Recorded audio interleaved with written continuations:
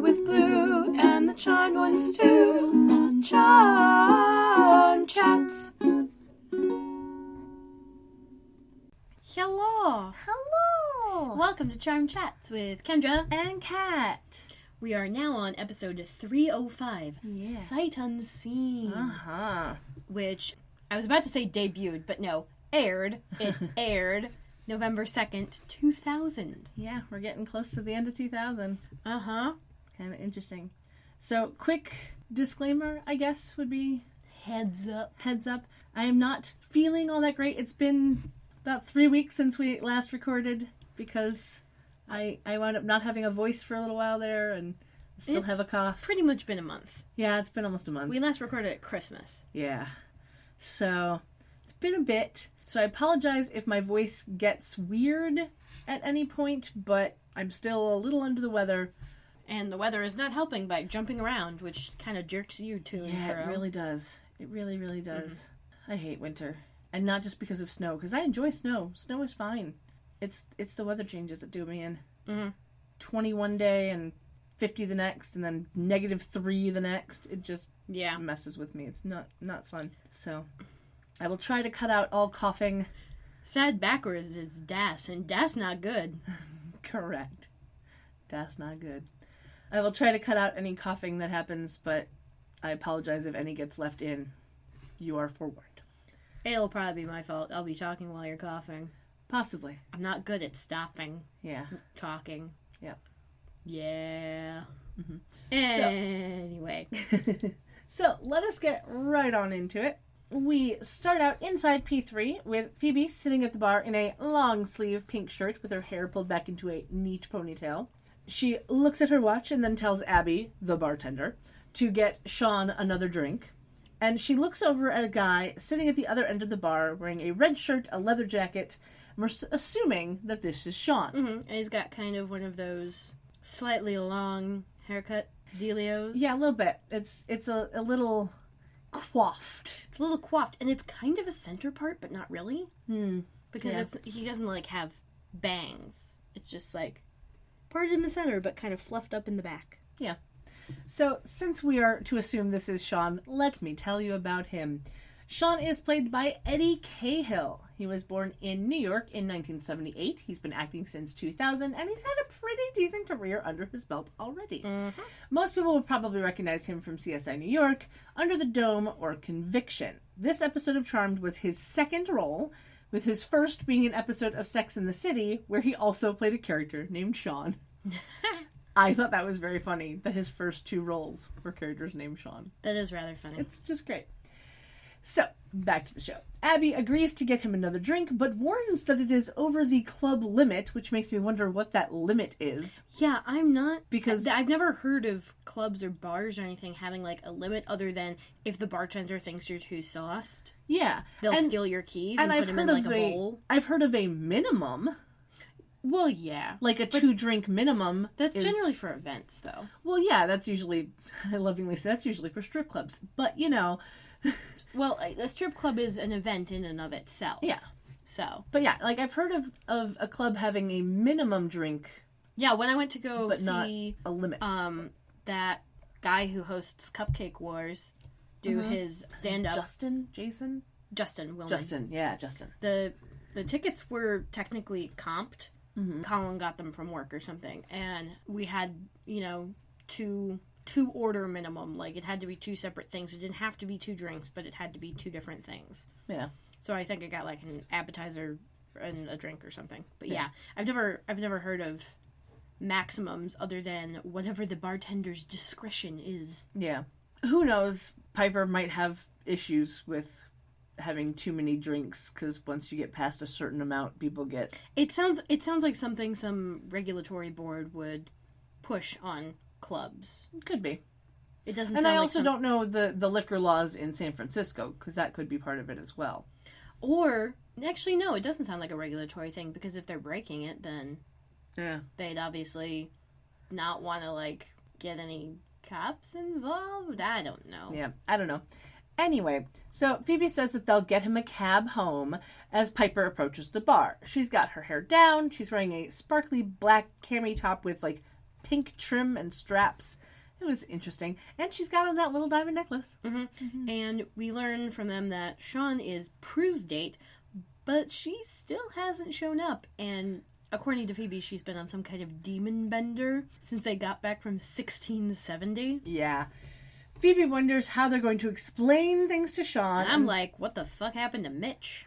Well, yeah. Well, I mean, it was it was Mitch, so the thing about Micah and Mitch and all that, it was like, well, Prue has never really been one to stay with someone for very long. Also, it was just a weird, convoluted storyline. A little bit. I'm not surprised they didn't pick it back up. Yeah, a little bit. A little bit. Yeah. Anyway, Phoebe wonders how they're going to explain things to Sean, and Piper tells Abby to make the drink a double. And Abby kind of gives her this look and, like, turns back around before she can give him the drink. Mm-hmm. Piper decides to call Prue and picks up the bar phone. Yeah. And we learn that Piper apparently thinks that the powers that be are watching her and Leo while they're, going at it. Well, while they're being intimate, I believe was the phrase. Euphemisms. Mm-hmm. I mean, not like I didn't just use one, but still. Yeah. The euphemisms they use are much more euphemistic. I don't know. They're more tame and vague, yeah. Vague, nebulous. Sure. But yeah, apparently they've called him and he's had to orb out the last 2 times they've had sex. So she can't concentrate, and Leo swears up and down that they're not, well, mostly up, that they're not watching. Yeah. But of course, this still is throwing a it's like a wrench. It's throwing a wrench in there, but it's like throwing a spanner in the works, yeah. Throwing a spanner in the works. Yeah. Yeah. I was trying to think of a pun with a vibrator, but no, those would help. Yeah, no, not so much. Anyway, Phoebe says that she might have to start concentrating on herself if flirting with Cole doesn't go any further. I love a masturbation joke. Yeah, it was a subtle enough joke that I probably missed it the first time around. Oh, I know I missed it the first time around. Yeah. Because coming in this, I'm just like, ooh, yes, give me more of this type of humor. I like this. Prue picks up the phone, and we see her driving in the car. She is in a red and white knit turtleneck sweater with large hoop earrings, and her hair is very curly. Yeah, it's a weird look for her. It's a very, very weird look for her. And I know, like, during this season, Shannon, like, has more of the curly hair going on, but it's still, like, funky. I didn't mind the hair so much. It was more the large hoop earrings that made it weird. The way it was tied back also made it weird, because it was, like, the half ponytail, but, like, I think there was a scrunchie in there. Like, a really big scrunchie, if I recall correctly. I don't remember. It's been about a month since I've watched this episode, so. Same. But the second I saw that outfit, I was like, I remember this. I remember the sweater. I remember the sweater from this episode, like, in conjunction. But, like, it was the large hoop earrings, and I was like, I remember in, like, 2000, white girls in hoops was a thing. Yeah. Like, it became like a status symbol of how big you could wear a hoop earring. Yeah, what was it? I'm remembering some movie where some girl is like, no, you're not allowed to wear hoops. Was it Mean Girls? I honestly don't remember. I think there was a bit in Mean Girls where someone's like, no, this girl isn't allowed to wear hoops because hoops are my thing. Yeah, I don't know. It's been a while since I've seen Mean Girls. I will have to rectify that. Mm-hmm. Mean Girls is supposed to take place in the town next to the town that I grew up in. Like, I grew up in Skokie. It's supposed to take place in Evanston. Yeah, I was listening to a podcast, and the comedian on it was saying about how she grew up near Hinsdale. And everyone at her school was always like, oh yeah, Mean Girls is totally based on our school. And she's like, no, it's not. No. It's based on, I forgot the name of the school, but... It's Evanston. Well, yes, but, like, it's a school that I have recognized the name of, because I guess they have some kind of open enrollment thing every year. Yeah. But yeah. Yeah. My biggest annoyance with Mean Girls, with the fact that it was supposed to take place in Evanston, is that they... at some point in the movie, say they were going to Old Orchard Mall. That's pretty far. No? Old Orchard is in Skokie. Oh, is it? Yeah. But when this movie took place, because now it is a Westfield shopping center. Okay. But it was the Old Orchard Shopping Center. It's a walker's mall, which means there's no roof on it. And the floors are concrete and outside. I like how that's the thing that bothers you. Well, no. See, here's the thing. Is they say that they're going to Old Orchard Mall. And then they wind up at a fountain, which is supposed to be the fountain at Old Orchard, where it's a huge fountain with linoleum floors underneath it. And I'm like, well, first of all, no. The fountain at Old Orchard is not that big, and it's outside. There is concrete. The entire thing is concrete. The floor, the fountain, it's concrete. And to this day, it still annoys me. And I know that sounds stupid, and it's, It kind of does to me, but, like... It's a petty thing, and I get it. It is extremely petty. But... and I know that budgetary reasons meant that they couldn't, obviously, go there. Yeah, no. They probably couldn't even find a reasonable facsimile. They're just like, oh, there's a fountain. Let's go find a fountain. Yeah, exactly. The like I said, the thing that annoys me is that Old Orchard is not a mall. Uh-huh. It's a shopping center. It is a bunch of stores where the stores are inside, but the walkways and pathways to get to said stores have no roof. They are outside. Yes, and this is obviously one of those things that just happens whenever something in Hollywood or movies, whatever, sets itself in a place, and the people from that place are like, oh, I can tell you 1,000 things that are wrong with how you did this. Mm-hmm. See, here's the thing, and this is where, while it would have been a bit of a jaunt from Evanston to get to it, because it's a little further away, had they said they were going to Golf Mill Mall, I'd have been fine with it, because Golf Mill is a mall. It is indoors. All of the walkways and pathways are under a roof. And someone who's been to what was it? Golf Mill. Golf Mill. I thought there was oh, right, because mall. Mm-hmm. I don't know. My brain added a word somehow. That's right. Golf Mill Mall. And if someone had gone to Golf Mill Mall, I'm sure they would be able to be like, oh my god, this is so inaccurate. Yes, but there's a difference between saying you're going to Golf Mill and then seeing linoleum floors and random shops and a fucked up fountain on linoleum floors, and saying you're going to Old Orchard and then having linoleum floors and a fountain on linoleum. Because Old Orchard is an outdoor space. There might be a difference. Not to people from Hollywood. Oh, yeah, no. Unless you grew up in Skokie, Evanston, like, in the suburbs there, you'd have no idea. You'd have no clue, and you wouldn't give a shit, and it wouldn't bother you at all. New Trier, that was it. Yes. Sorry, I just remembered. I'm like, there's an N, there's a T. Yes. Sorry, and if I had not been, cloudy-minded, I would have been able to tell you that. I knew my brain was going to hit it eventually. I'm just glad it came before we finished the discussion about the movie. Yes, it was, yes, New Trier. Yeah. Anyway, now that we have waxed insanity on that for a few minutes. We have waxed ineloquent. There you go. Let's head back. We learn from Prue that she's apparently on her way from work and has been looking Micah up on the internet, so through line, and she's found an entire history of the village they visited. She thinks that there might be a clue to the identity of the demon that the Triad sent to kill them. I'm just like, you have more faith in pre-colonial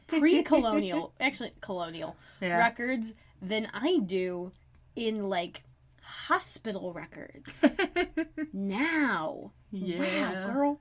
Anyway, Piper kind of casually asks if she's forgetting something, and Prue immediately goes, no, my photo shoot isn't until the next day. And then Piper kind of looks at Sean and she's like, what about your date? Yeah. And Prue very helpfully suggests they get him a drink. Yeah, and Piper has one of the best lines. If we give him any more, we're gonna have to send him to an AA meeting. And it just made me giggle, because, like, that's not how that works. It's really not. First of all, you'd have to send him to get his stomach pumped.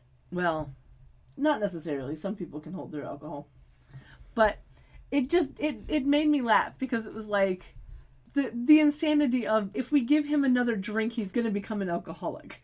Yeah, there are 360 degrees of lines that can go through a single dot, and really only one of them leads to an AA meeting. Mm-hmm.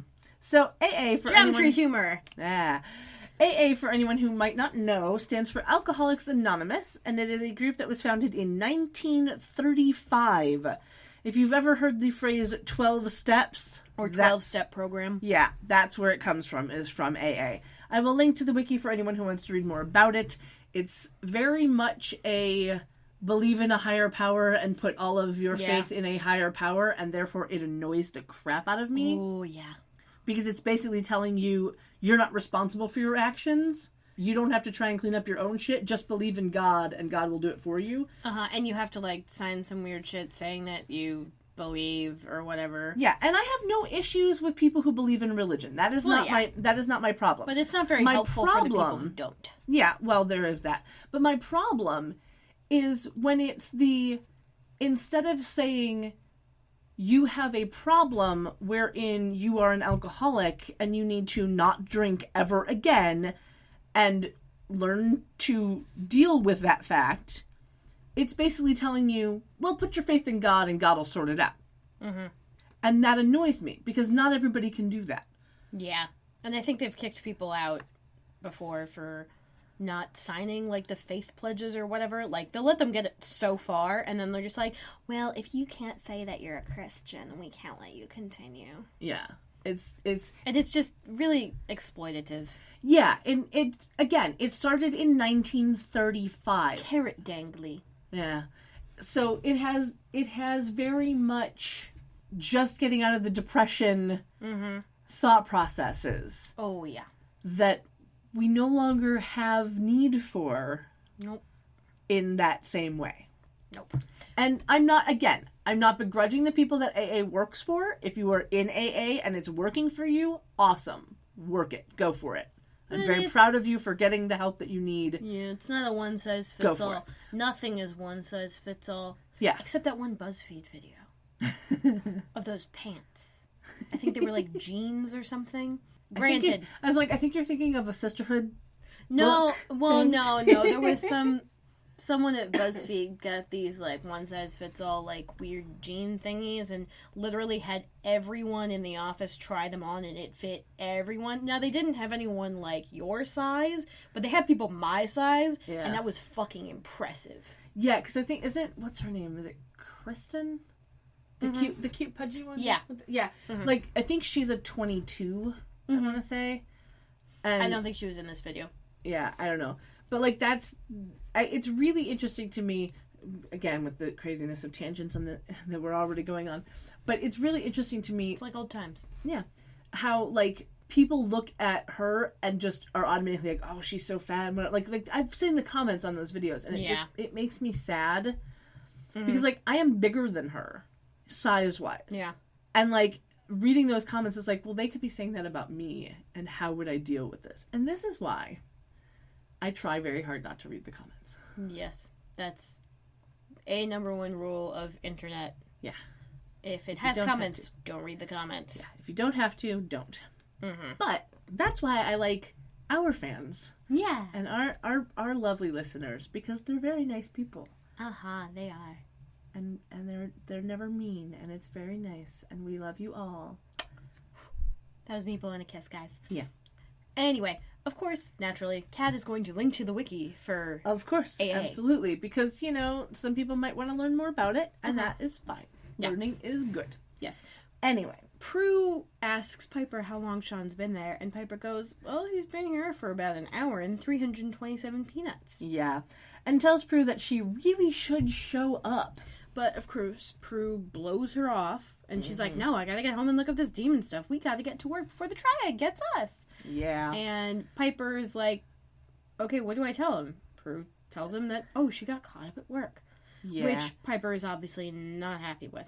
She hangs up, walks over to Sean, telling him Prue's been delayed with work, and miraculously... He seems very understanding. Yeah, like, he doesn't even really... he barely even shows disappointment. Yeah. He's just like, oh, okay, that's the reason. And he's just like, yeah, no problem, I'm just gonna go now. And he just, like, leaves. Yeah, he seems very, very understanding. And this surprises Piper. Yeah, sure. She's very surprised at how well he took the news. And Phoebe mentions that he's had 3 drinks. The club limit is 2? Apparently. I think it is very, very interesting that the limit is 2. Not the minimum, but the limit. Which that doesn't seem... It's a little weird. That seems a little anti-capitalist. Well, I would never accuse Piper of being a capitalist. No, but it doesn't seem profitable. Yeah, Quark would never approve of this in his bar. No. No, absolutely no not. Ferengi would have a 2-drink limit. No, not even. Not He'd even have a little. he'd have a 5-drink minimum. There you go. Anyway, Piper wonders how to tell when Prue has reached total obsession in regards to demons, and Phoebe basically says that by forgetting about guys like Sean, she's already there. This has no context for us because we don't fucking know Sean. He takes disappointment amazingly well, and that's a definite plus in his favor. He's willing to wait 3 drinks and 327 peanuts. Mm-hmm. Man, that's 100 peanuts a drink. Yeah. That's more than 100. That's 109 peanuts a drink. Mm-hmm. That divides evenly into 3. Yeah. Nice. Yeah. Oh yeah. Gotta love the math. Well, when you can do the math. Yep. Anyway, we head over to the manor where the Yep. front door is wide open. Yeah. Prue walks inside, and now we get to see her outfit in all its glory. The turtleneck sweater has large, chunky buttons down the front, but shows off her belly button, Yeah. because that's a thing. And she has paired it with black pants and a dark red jacket with fur trim. I think we've seen that jacket before. I don't know. But Because I know we've seen a jacket with fur trim in either hers or Phoebe's ensemble before. yeah, but I don't think it was dark red the last time. Whatever. Yeah, I think the last one we saw with fur trim was a black jacket. With fur Okay. trim. But, I don't you know. know, Anyway, anyway. all the mirrors in the house, turns out, are shattered. Yeah, she steps on some broken mirror shards that are on the floor, and we get a lovely artsy shot of her reflection in the cracked pieces. Mm-hmm. It was slightly foreboding. Slightly. Eh. Anyway, we shift POVs to see someone watching her from behind as she walks into the living room, and then they attack her. They roll over the couch that's kind of like in that stairwell parlor area, and Prue uses her power to fling the attacker through one of the stained glass windows into the wicker room. Yeah, Out of the wicker room. out of the wicker room. Yeah, Yeah, we end on a shot of Prue's face. There's lights flickering from a lamp that was shattered after they fell over the couch. and we go to the opening credits. So it's very mysterious, uneventful. Yeah, it was slightly Mysterious yet uneventful. yeah, it was sort of like horror movie esque. Yeah, this is kind of getting into like thriller genre, Mm-hmm. which is interesting because it's not really a place they go. Yeah, it's The writers are clearly trying to experiment a little. Yeah. Which I appreciate. and the camera people are also being a little more artsy. Mm-hmm. Artsy fartsy. I wonder who directed this one. Not that we ever pay attention to that kind of shit. I don't know. I can do a quick lookup of it. Okay, so apparently this episode was directed by Perry Lang. Yeah. It is his only episode of Charmed. Mm-hmm. He's also done one of Gilmore Girls, and he's mostly known for like Alias and stuff. Yeah, he's done like a couple episodes here and there of a bunch of different stuff. So, But yeah, that actually tracks for me, seeing what the tone of this. yeah, that it's episode one is. guy's vision. Yeah, kind of. Constance is still on the writing Yeah. squad. The Yeah. squad for this, but yeah. Anyway, so we come back from the opening credits. There's no music. We're right back into it. We have an exterior shot of the manor at night, pushing in through the tree with no leaves. Mm-hmm. Inside, Prue is sitting on the love seat in the staria, and Piper is sweeping up some glass. Yep. Phoebe comes in with an ice pack and hands it to Prue, who sticks it on her shoulder. Yeah. We can now see that Prue's sweater is sleeveless. Which is my least favorite kind of turtleneck. See, and I don't have an issue with that, because I Well, I really don't like it when Piper wears it. yeah, it doesn't look as good on Piper. It really doesn't. It really doesn't. But I think this one especially doesn't mind. I don't mind this one as much because it's a knitted. And so, like, it looks like it's a bit more breathable, I guess. But I just enjoy the fact that it is a sleeveless knitted sweater with chunky buttons that is still cropped enough to show off her belly button. It's just a funny shirt. Mm-hmm. And Was it cropped, or was it just that the rows of buttons parted? maybe it was that. I think that was it. I think that might have been it. I think, like, she just didn't button it all the way down. No, it was completely buttoned down. That much I do Oh, remember. right, yeah. But it definitely showed off the belly button. Anyway, Phoebe's outfit is actually a top and a skirt combo. The top is bright pink at the top with sleeves that go from light pink at the elbows back to dark pink at the hands, with like a brown crosshatch thing on the part under the bust. Yeah. It was interesting. It was kind of cute.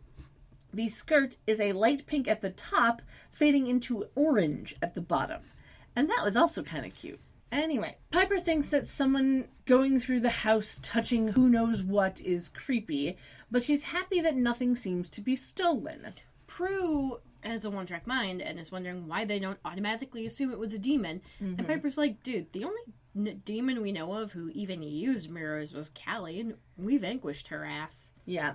And then we see Daryl coming down the stairs. He's in a black suit and latex gloves. He's holding a crime scene kit. It's a good look for him. Yeah, it's not bad. He's holding a crime scene kit, and Prue says that she knows that Callie is supposed to be dead, but then again, so were the Grimlocks, and they showed up again. Yeah, and Daryl's like, don't fucking remind me of those dudes. Yeah. Piper asks him if he found anything, and he's like, yeah, there were a bunch of fingerprints that don't match yours, but that's about it. Yep, he pulls off the gloves and he says he's going to run them through the computer and see who comes up. And Prue gives everyone a line about how mirrors are portals through which evil enters, so the prince won't come back as anyone. Yeah. Phoebe, of course, reminds her that most demons don't even have fingers, let alone prints. Yeah. Which is kind of funny because I do believe almost every demon we've seen so far has had fingers. Well, yes, but that's for budgetary reasons. Just saying. Yeah. Other than, I think, like, the Woogie. Mm-hmm. What else? Yeah. Yeah, that's the only one that comes to the top of my head. I know, right? Yep. Yeah, other than the Woogie, everything all else has had hands, dudes in makeup. fingers, and stuff. Sometimes ladies in makeup. Although, technically, Callie didn't have fingers. Like, she was in a mirror. She didn't... But she still had hands. She had things that looked like hands. Yeah. But she was a construct, so technically she didn't have fingers. She couldn't pick anything up, put anything down. She had to use Aviva to do her dirty finger work. I still miss the fact that they never bring back even a postcard. Nothing. No mention ever. Yes, kisses. Thank you for kisses, Blue. Anyway. Daryl asks for a list of any enemies they might have, and Prue just immediately hands him a list of all the demons they've fought over the past 2 years. Yeah, he says that's not what he meant, and puts the paper back down delicately on the back of the couch. With both hands. It was hilarious. It really was. Like, it was some of the best, like, physical acting, where it's just like, this is not what I meant. I'll just put this here. Okay. Yeah. Because I don't want to risk offending you. Yeah, you'll get angry at me, and I don't like it when you're angry at me. Yep. Prue decides to go check the Book of Shadows for anything about mirrors, and she heads upstairs. Piper asks Daryl if he thinks this bad guy could be human, and he's like, if I was at literally any other house, I'd say yes. Yeah. And then, of course, we'd hear Prue yell for her sisters from upstairs, so we cut to the attic. Yes. We see Piper, Phoebe, and Daryl walking into the attic, and we can now see that Piper's outfit is actually a dress with pink trim at the bottom as well. Mm-hmm. And I don't know, I kind of liked it better knowing it was a dress. Uh-huh. Yeah. Yeah. Anyway, Prue's kind of scoping out the attic, and she tells them that the attic door was unlocked, which of course Daryl doesn't see as a big deal because it's an attic. Yeah, and he doesn't have context for the fact that Prue has been locking it every day since that demon tried to steal the Book of Shadows. Yeah. Of course, Daryl questions why they locked the attic door but not the front door. And Piper's like, oh, I locked the front door. And Phoebe's like, yeah, me too. Mostly. And my favorite is Prue says that she doesn't bother anymore, which is very funny because it's a very sharp change from the Prue in season 1 when Prue was yelling at Phoebe about not locking the front door. Yeah. So it's very interesting how over the course of these past 2 years, she's like, why does it even matter? Yeah, she's getting a bit cocky. A little. She's getting a little cocky, a little confident, and it's a little odd. Mm-hmm. Because, like, there is still the human element that she is now completely just foregoing. Yeah. Like, she got attacked. Just because she fended them off doesn't make it any better. Yeah. But she's basically been like, why does it matter if we lock the door? The demons get in anyway. So. Yes, but you don't want the people to get in. Yeah. Anyway, Daryl tells them that their entire attitude about security baffles him. He has a really good B on baffles. Yeah. And he's like, you have no alarm system, no deadbolts, and no dog. And I'm like, they have a cat. Yeah, they kind of have a cat. They haven't mentioned the cat in a while, but... I would expect Phoebe to mention the cat. Yeah. Yeah, Prue reminds him that they're witches. They can handle it. Yeah. Daryl looks at the attic door and says that it wasn't jimmied open, so Phoebe asks if Prue thinks that they're dealing with a lock-picking demon, which made me giggle just a little bit. Piper, in her cursory glance across the room, says that nothing looks to be missing from the attic. Yep. So, as Phoebe and Prue bicker about it being human or demon, Piper tells Daryl to go check on the fingerprints while they deal with stuff. Yeah. He says goodnight and he leaves. And then Prue calls out for Leo a few times. Yeah, she kind of abandons her argument with Phoebe to do it. Yeah. And when he finally orbs in, she asks him for everything he knows about the Triad. He, of course, is wearing his normal Leo outfit of a red checkered button-down shirt and light khaki pants. Yeah. There's a cute moment where Piper giggles, grins at Leo, and they say hi to each other. Yeah. And Prue is totally not into that shit. Yeah. She just picks up the Book of Shadows, tells everyone she's willing to bet that the demon who's tried to steal the book is the same demon who tried to go back in time and wipe them out, and she's on a mission to figure out who that is. Yeah. So she takes the book and leaves the attic. Yeah. She never told Leo anything. Did she? No, not really. She just told him She called him and then... and asked him to find out anything he knows about the Triad, but that's all. Yeah.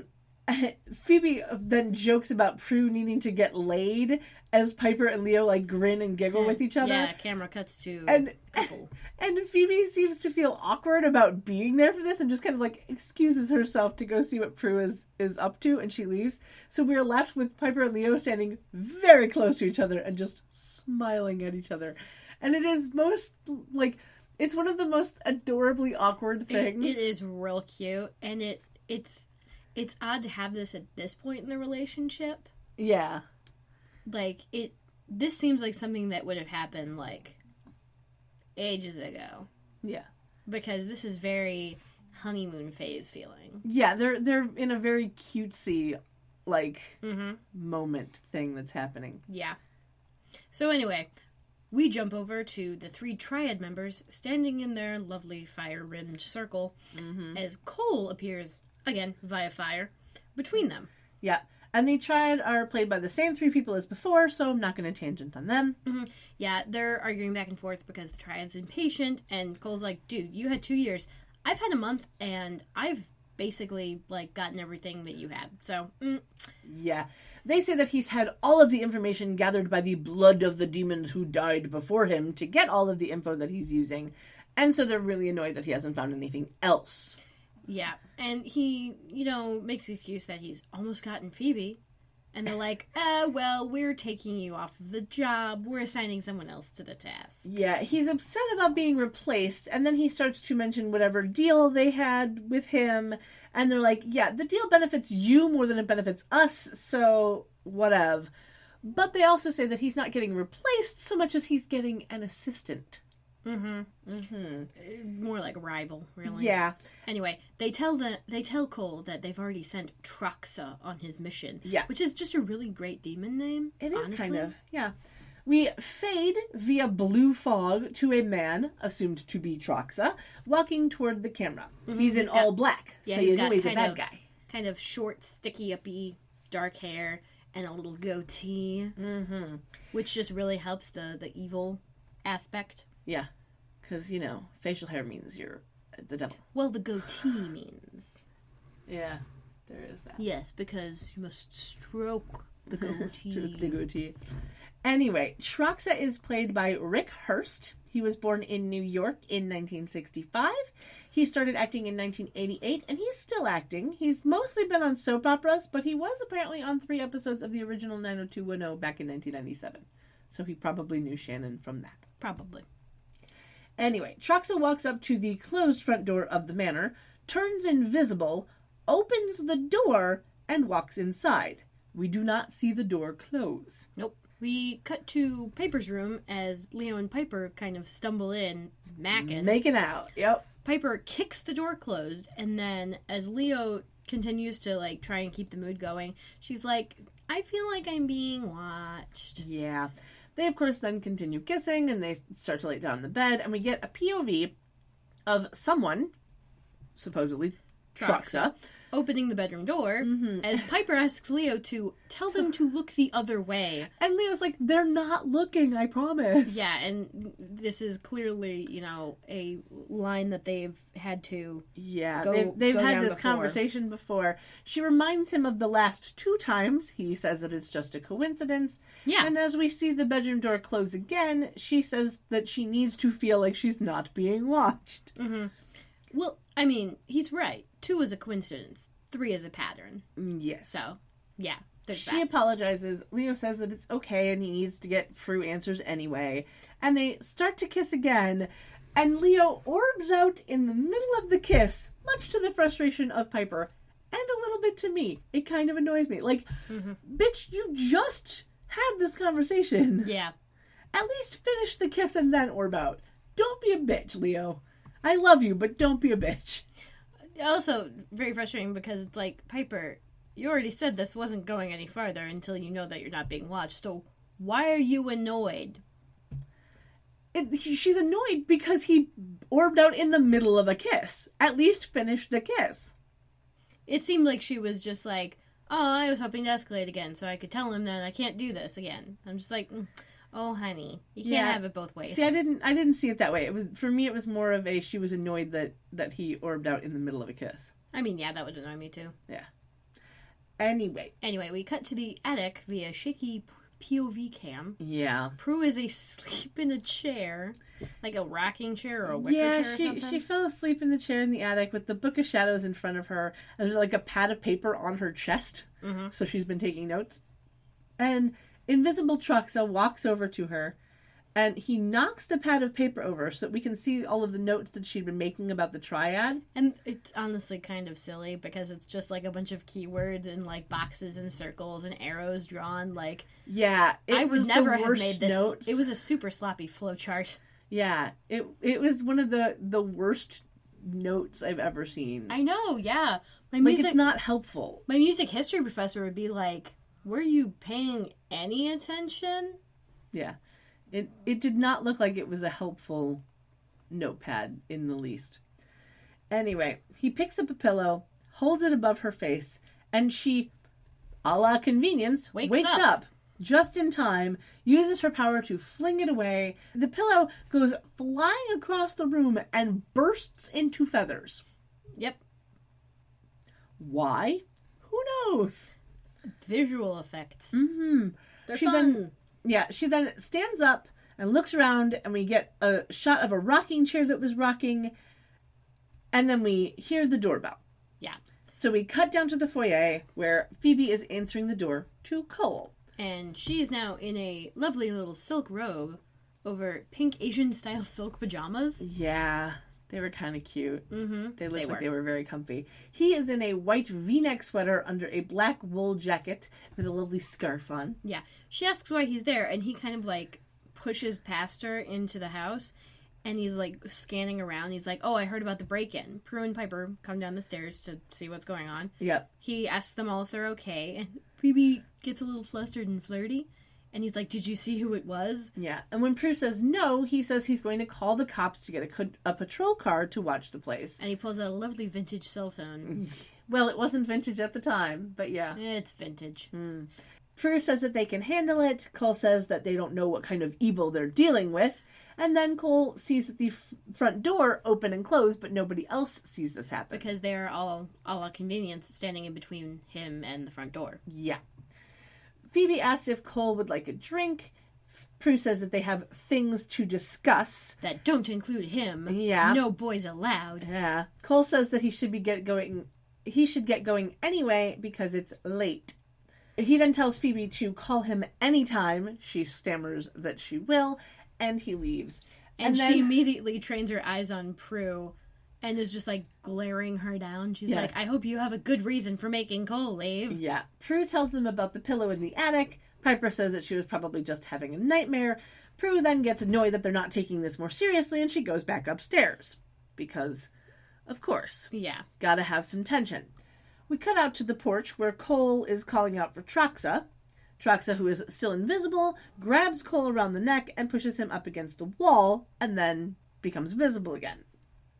He asks what the Triad will say when he tells them that Balthazar saved the witches, and Cole says that they know that he didn't want Troxa to get them first. So Troxa lets go of Cole's neck and says that, oh, I'll be back tomorrow night. And you better not get in the way. Yeah. Cole says that he was never scared by Troxa, who then says that he can't be defeated because you can't fight what you can't see. And I'm just like, And he turns invisible illness? again. Well, yeah, you know. You can fight mental illness. Yeah. You can't see it. Really. Yeah. Troxa pins him against the wall again and then lets go as the porch light comes on and Cole, coughs. And kind of bends over, but he hears someone coming to the door, so he shimmers out just as Phoebe opens the front door and looks around in confusion. Yeah. What was that noise? What was out there? I thought I heard them. Oh, no. And we go to commercial break. Because of course we do. Because of course we do. Yeah. So yeah, we come back from commercial and it's now morning in the kitchen. Phoebe is still in the same outfit as before, but slightly more rumpled. Mm-hmm. Piper is in her blue pajama pants and a white sleeveless top. Yeah. Neither of them have gotten a good night's sleep. And they're really down in the coffee. Uh-huh. Yeah. Phoebe wonders if they should maybe get an alarm system, and Prue walks in. She is in brown leather pants and a white tank top with a beaded necklace, and her hair looks perfectly disheveled. Yeah. She turns to Phoebe and asks if she borrowed Graham's necklace or her good luck blouse. Yeah. But answer is no to both of those. Yep. They wonder if the person who broke in stole them or if it was a demon, and then Leo orbs in. Now he is wearing a yellow button-down shirt and jeans. It's a rare look when Leo is in jeans, and I like it. Uh-huh. Mm-hmm. Yeah, he immediately apologizes to Piper and tells her that he was called away on something completely different. I'm like, you weren't called away. You told her you were going to go look for information, and that's why you left. No, but that's the point, is he's saying that he was called away on something completely different. Meaning that he was called, and that's why he left so abruptly, as opposed to leaving, is basically what I got out of that. Okay. Either way, whatever. He could have just not said anything. Well, there is that. Yeah, and then he tells Prue that they don't really know much about the Triad at all, but that they're at the highest level on the other side. Which... spoiler alert, they're not. Yeah. Because, stuff and things. Anyway, Prue hands Piper and Phoebe each a bag containing sneakers to be sure that they're wearing the proper footwear when demons attack. Phoebe pulls out a shoe and is excited by how fast she'll be when wearing them. Yeah. They look like New Balance shoes because there was a big N on the side, so I will link to the wiki on the website for the New Balance. I'm not going to tangent on it. It's not that big a deal. It's a shoe company. They're boring. Anyway, the doorbell rings and we cut over to the foyer. Mm-hmm. Everyone walks in, and Phoebe especially is clutching the shoes to her chest as Piper... it was kind of funny. Yeah. As Piper opens the door, and hey, it's Daryl. Yep. He is wearing his normal suit under a tan trench coat. He walks in and says that the fingerprints that were found on all of the broken mirrors all belong to the same person, but that person has no criminal record. Yeah. Daryl again asks if nothing was missing, and Phoebe tells him about the things that Prue noticed, and he's like, oh, well, this sounds like it could be a stalker. Yeah. Piper wonders who would want to stalk them. Phoebe wonders if it could have been Sean, and Prue doesn't buy it that a guy she stood up once would stalk her, and again thinks it must be demonic. But of course, Daryl, the voice of reason, pipes in and he's like, dude, anything can set someone off. I'm gonna check out this dude just in case. Yeah. So they thank him, and he leaves. Yeah. It was a short visit. Yes. Prue hands Piper the shoes that she left in the kitchen before she leaves to go to work. We then get an exterior establishing shot of the courthouse, and we see people getting off of an elevator, and then the door gets held up on something invisible. Yeah, this is some nice camera work, too, because it's just, like, the point of view and you don't have to see anything. Yeah. So we're assuming that it's Troxa that is holding the elevator open. Mm-hmm. We then get a shaky POV cam walking through the halls, A man gets bumped into by nothing and seems confused, and then we come upon Cole's office door. The door opens and closes, and we see Cole standing at the window looking outside. Yeah. We are shown a letter opener being lifted into the air, and then Cole turns around holding a fire extinguisher. Surprise! And sprays Troxa with it. And we come out of the POV shot. We see Troxa turn visible after being briefly, invisibly outlined. Yeah. In effect. And then Cole hits him in the head with the extinguisher, and he goes flying over Cole's desk, and he knocks over the computer monitor, but we hear nothing break. Because it was probably one of those model computer monitors that's just Cardboard or a shell. Yeah. Usually, the ones I've seen are usually a plastic shell with a very thin screen that's just printed on the back or whatever, and there's no actual stuff inside it. Yeah, it was just funny that he knocks over a thing and we hear nothing. Nothing at all. Mm-hmm. But what I do, I just want to put the disclaimer out there of don't do this. Don't spray a fire extinguisher at someone. Yeah. Because it will literally make them choke. Yeah, isn't it straight CO2 or something? Yeah, I think so. It basically takes all of the oxygen out of the air. Is how it gets rid of the fire, because fires need oxygen. Yeah. And guess what? So do people. Yeah. So definitely don't spray anyone. Don't spray anyone in the face. If someone's on fire, first see if you can find a blanket. But if the thing is if the extinguisher is the only thing left, just don't spray them in the face. Well, and make sure you tell them to hold their breath. Oh, that too, yeah. That is the other thing. If someone is on fire and your only course of action is to spray a fire extinguisher at them, tell them to hold their breath and then do it. Mm-hmm. Because it will take all of the oxygen out of that area, even if you aren't spraying them toward the face. Okay. So, anyway, just a little PSA there. Yeah. Cole seems jazzed, frankly, that he's managed to get the advantage of Troxa. And he tells him that, I did my research, and that cold is your Achilles heel. Yeah, so in case anyone doesn't know, the term Achilles heel, as meaning someone's weakness, comes from the story from Greek mythology that Achilles was invulnerable in his entire body, except for the one heel that his mother, Thetis, was holding when she dipped him into the river Styx as an infant. I will, of course, link to the wiki on the website for all of that. It's an interesting story. It is. It really is. Yeah. And I apologize now if you decide to go down that rabbit hole. Poor Patroclus. I spent a good 15-20 minutes just reading through and of course, mythology. Your Achilles tendon is the thing that connects your heel to your calf muscle. Yes, and if that gets cut, you fucked. You're done. You fucked. Yeah, and that's where it comes from too. Mm-hmm. Is it's that same thing, because if that gets cut, you will bleed out very, very quickly. Mm-hmm.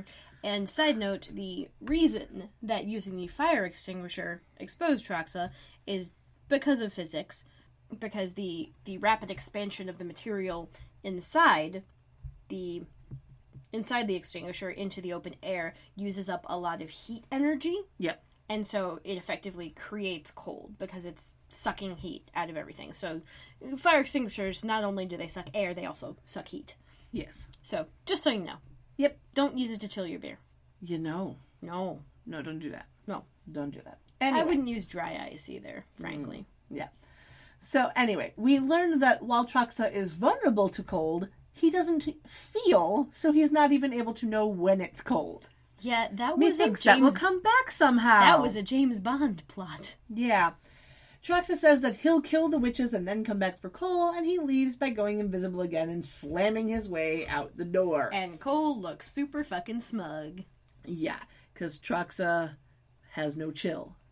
Ba-dum-bum. Thank you. I'll be here all week. Wait, no, actually I won't. I'll only be here for a couple more hours.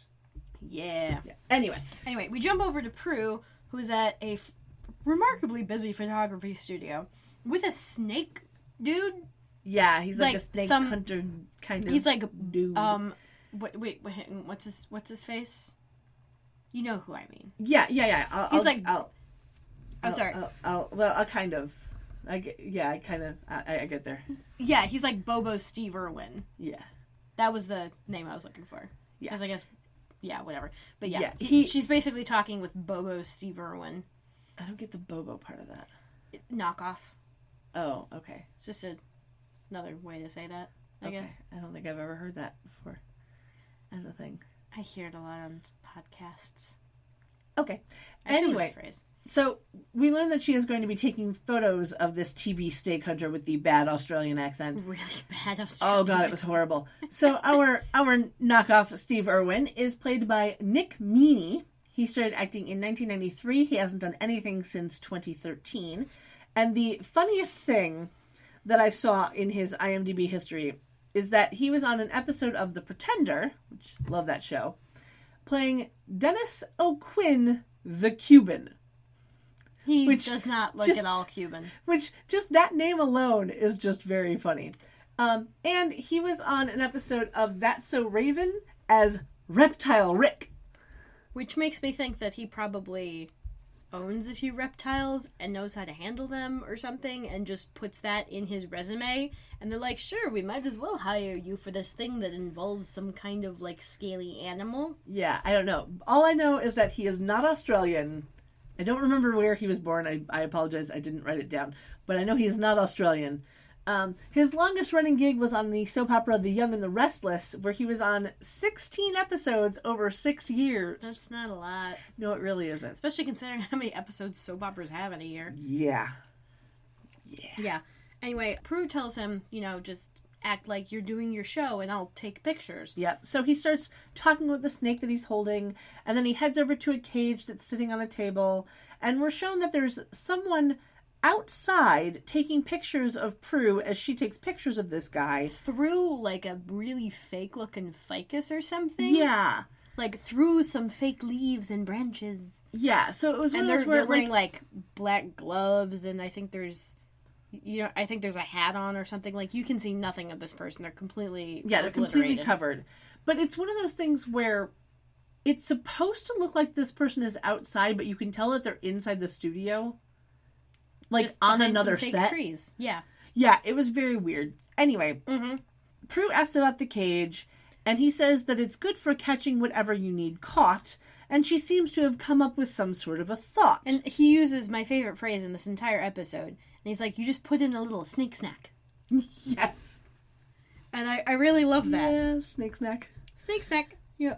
He then puts the snake into the cage. And kind of pets it as it goes in. Yeah, and we end the scene with a few black and white pictures of Prue being taken. Mm-hmm. Yeah, so then we jump over to Abby behind the bar at P3 as Phoebe walks up to her, and she's wearing a long, dark blue leather jacket. Yeah. Her hair is all down, and she's got no jewelry except some really small earrings. Yeah. And she just asks Abby if she's seen Cole. And then she has to to describe him. Yeah, and Abby just kind of like, nope. Nope, never seen him. Yeah. She then asks about Piper and is told that Piper's in the office in the back. Phoebe takes off her jacket and drops it behind the bar. We can now see that she's in a very slinky red dress. Yeah, like super slinky red dress. Like the kind with effectively no back. Mm-hmm. None. Yeah. She thanks Abby and heads toward the office, and we cut to the office where Piper and Leo are making out. Leo is shirtless. Yep, so he's just in jeans. Piper is in a dark green sequined tank top and a light green skirt. That's and her hair not- is in a half-up bun. Yeah, that's not going to be comfortable for Leo. Yeah, Make no, it out against sequins sequins? on No. sequins on a bare chest is not No, not fun. not fun. Phoebe walks in without knocking, sees what she's interrupted, apologizes loudly, and then walks back out and starts to close the door. Yeah, Piper stops her and tells her, it's okay, I still can't do it. Yeah. And so Phoebe pokes her head back in the room, and she just kind of, like, looks up and like, she's not looking at them, she's kind of facing the wall that she can immediately see upon opening the door wide enough to get her face through it. Yeah, it was kind of adorable. It's really funny. Leo then takes that opportunity to orb out, and the girls head out of the office and go back to the bar. Phoebe hands Piper her possible stalker list, which is a few pages long. Yeah, and it's apparently most of the guys she knew when she was in New York. Yeah. And she starts to mention that they still need Prue's list when Prue walks up to them. She is in a slinky silver dress with a silver arm A cuff shiny silver thing. dress, too. Yeah, it was very club attire. Yeah, it was like, I would say, if you were trying to go for a club Egyptian aesthetic because of the arm cuff. Maybe. Yeah. But, you know, I can honestly say that I had an arm cuff like that. Yeah, after back reading, in 98, though. Yeah, after reading that one Narnia book, I was like, no. Okay. There's the bit where, like, Edmund steals some dragon gold and turns into a dragon, and, like, he gets an arm cuff on his arm, but then, like, when he turns into a dragon, it's cutting off his circulation. I'm just like, this is really unpleasant to me. I don't remember that. It's been a long time since I've listened to the Narnia Voyage books. of Dawn Treader, I believe. It was in that one. Okay. I don't think they covered it in the movie they made. Yeah, no, it's been a very long Which time. I often forget that they even made a movie of that. Yeah. It's been a very long time since I didn't read the books, I listened to the books. I have them. But yeah, it's been a very, very long time. Anyway. So we're gonna fast track this scene a little bit. Yeah. Prue holds up a yellow crystal, tells everyone that she cast a spell using the Book of Shadows as bait, and that if they step in the lattice of these crystals, they'll get, like, electrocuted or some shit, and they can ask it about the triad. Yeah, she's hoping that she'll catch a demon, basically. Yeah, Piper and Phoebe are like, wait, how do you know this won't hurt a person or Kit? Finally, we get a mention of the cat. Yeah. Prue says that she locked the attic door, so only the demon should get trapped. And then she immediately gets distracted because she sees Sean. Yeah, who is in a black turtleneck sweater and black pants under a black jacket. They are all different shades of black. Yeah, they're trying to telegraph something here. Yeah, they're trying to foreshadow, because remember, all black means you're evil. Mm-hmm. But anyway, Piper and Phoebe just kind of, like, open-mouthed stare at her as she goes. Yeah, she heads off to have some fun with Sean. Yeah, and they're like, we need to have a demon intervention here. Yeah. We cut over to Sean as Prue walks up to him. She thanks him for coming and starts to ask Abby to get him whatever he'd like to drink, but he politely declines. Yeah, and she tells him that she can't really explain why she stood him up, but she'd like to make it up to him. And he's like, all I ask is that you be honest with me. People playing games makes me crazy. And she wonders about his choice of words, but eventually dismisses it. Yeah. And then we cut over to the manor. Cole walks up and opens the unlocked front door. He calls out for Phoebe, and when he doesn't hear anything, he walks in and closes the door again. Yeah. We then get an insert shot of the air conditioning thermostat, and then Cole gets a smile on his face like he just thought of something. Yeah, he turns up the air conditioning and turns down the temperature, walks into the living room, Picks just up randomly a lamp picks up a lamp from in front of a window. and drops it on the floor. We hear it break, though, so at least, you know, we get that fully. Mm-hmm. He apparently picked up the lamp to get to said window, which he then opens. Right. I believe his thought process there was push the lamp off to make it look like someone came in through the window. Or something. I don't know. He opens the window, and then he does his little shimmer thing out of the room. We cut to the attic, where he then appears. He unlocks and opens the attic door. So, I have many an issue with this, but whatever. He glances at the Book of Shadows, but then he walks over and opens the attic window. And then he picks up Prue's notepad and looks at it. And it's, again, all of the stupid shit. And there's, like, a note about his name in there. Yeah, like, his name is written down in like, all circles caps and circled and question marks. And I think it was in red, too. Yeah. Instead of black. Yeah, it was just so weird. I know, right? And then he finally walks over to the Book of Shadows, steps into the trap, and gets zapped.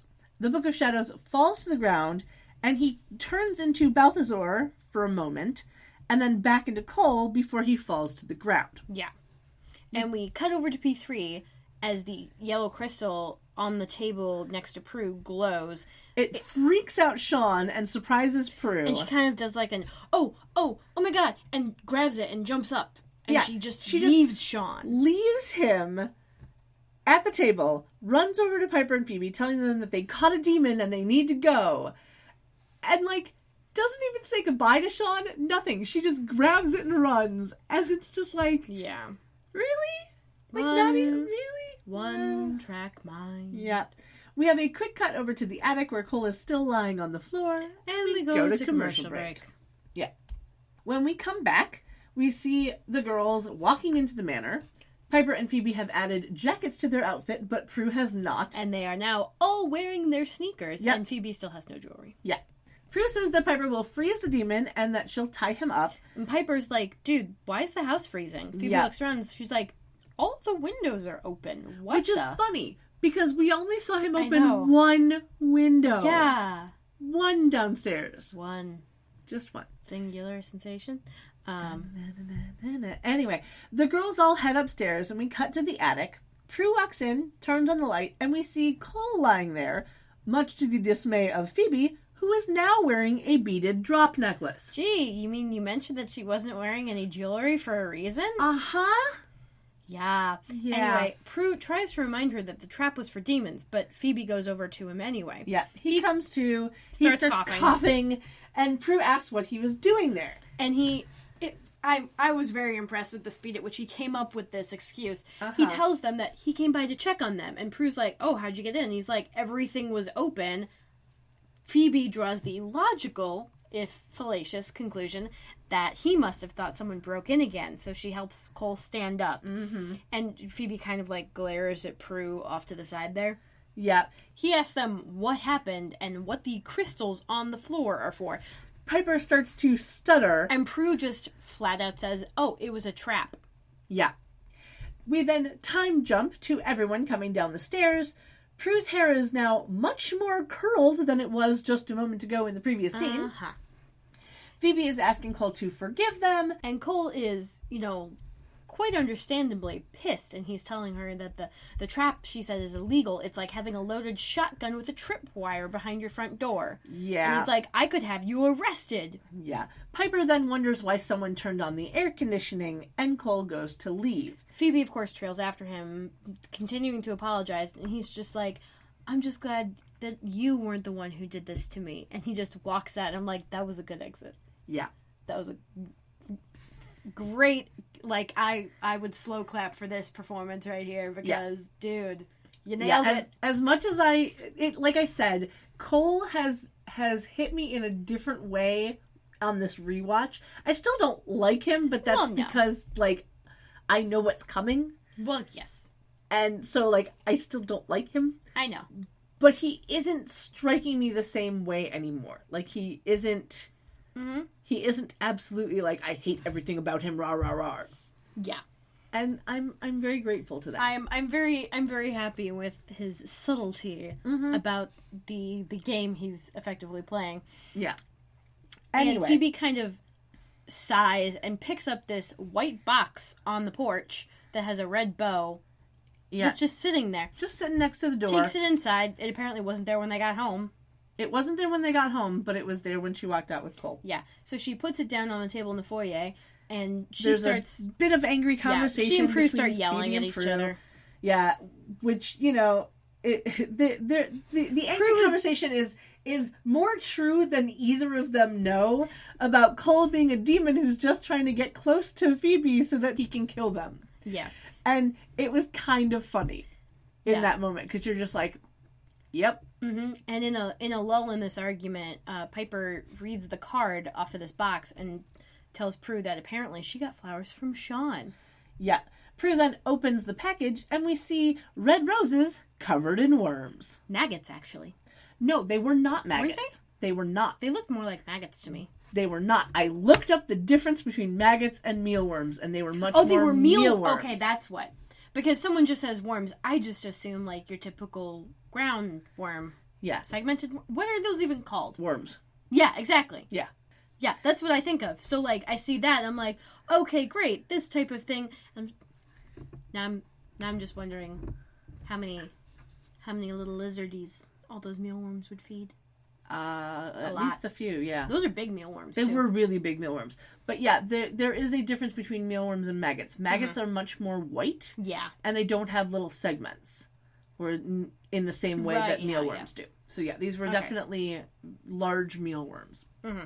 So everyone gets grossed out, and Piper kind of just takes the box back outside and chucks it onto the porch. And she's kind of like, ew, ew, ew, ew, ew. Yeah, it was very funny. And then Phoebe goes to call Daryl. Yeah. Prue doesn't think that she hurt Sean badly enough for him to do something like this. But Piper reminds her that, Daryl said something about a small thing setting someone off.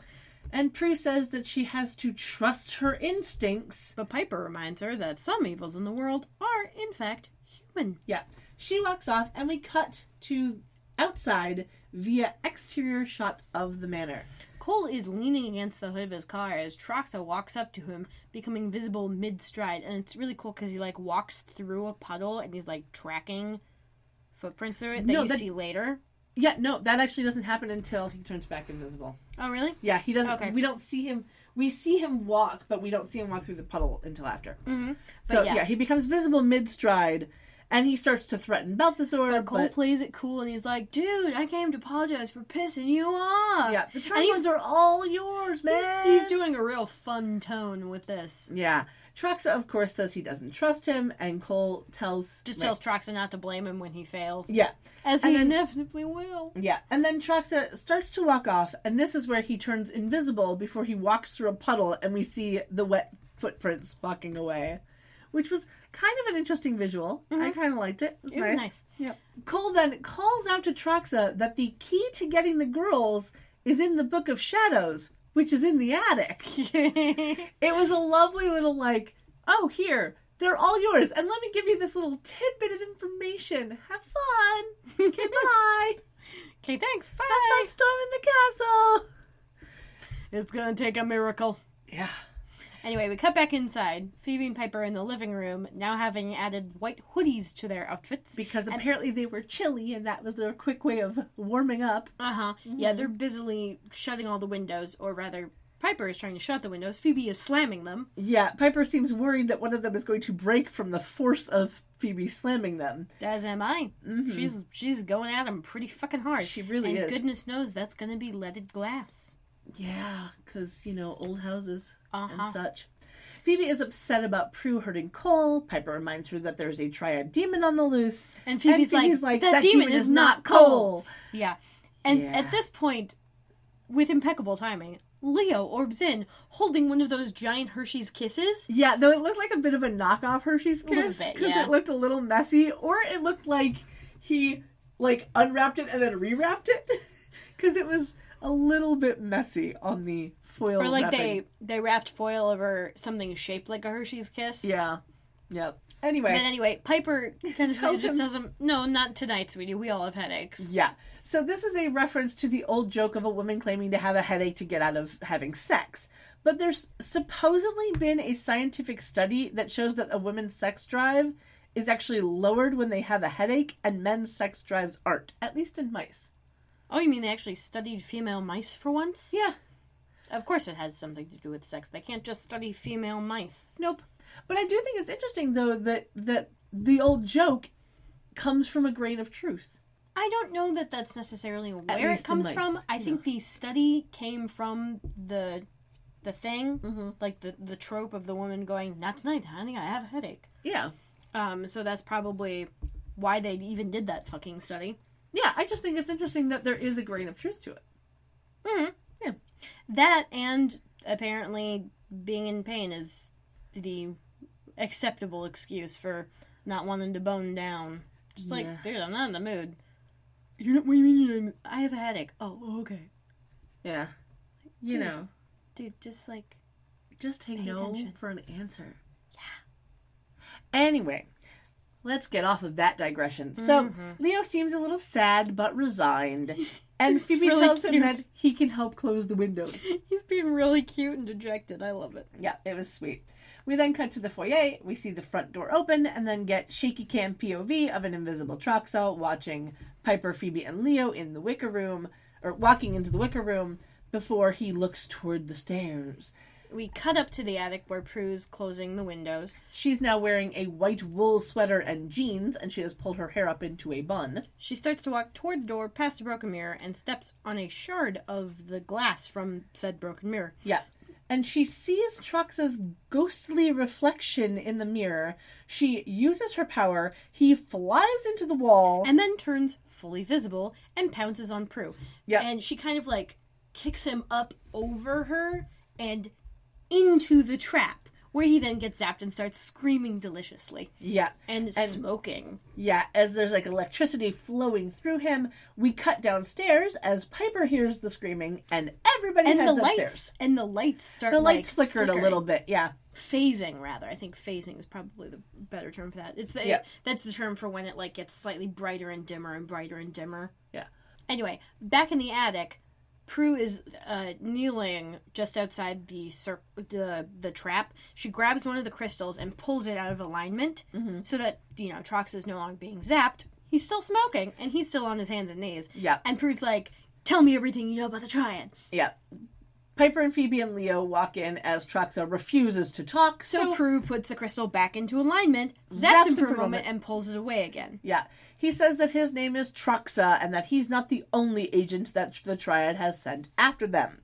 And as he starts to give up the name of the other demon that's also after them, as he gets to the end of the name Balthazar, he's engulfed in flames and just like poofs. Yeah, he disappears into a hole in the floor. Mm-hmm. Yeah, the czar kind of turns into a yell, and then he just is dust. Yep. So, fast-tracking the scene again, they figure out that the Triad knew where Troxa was, so they're the ones that took him away. Phoebe and Piper apologize to Prue, who takes the apology, and then picks up the Book of Shadows from the floor. They start to flip the pages of the book, and they find a page on Troxa.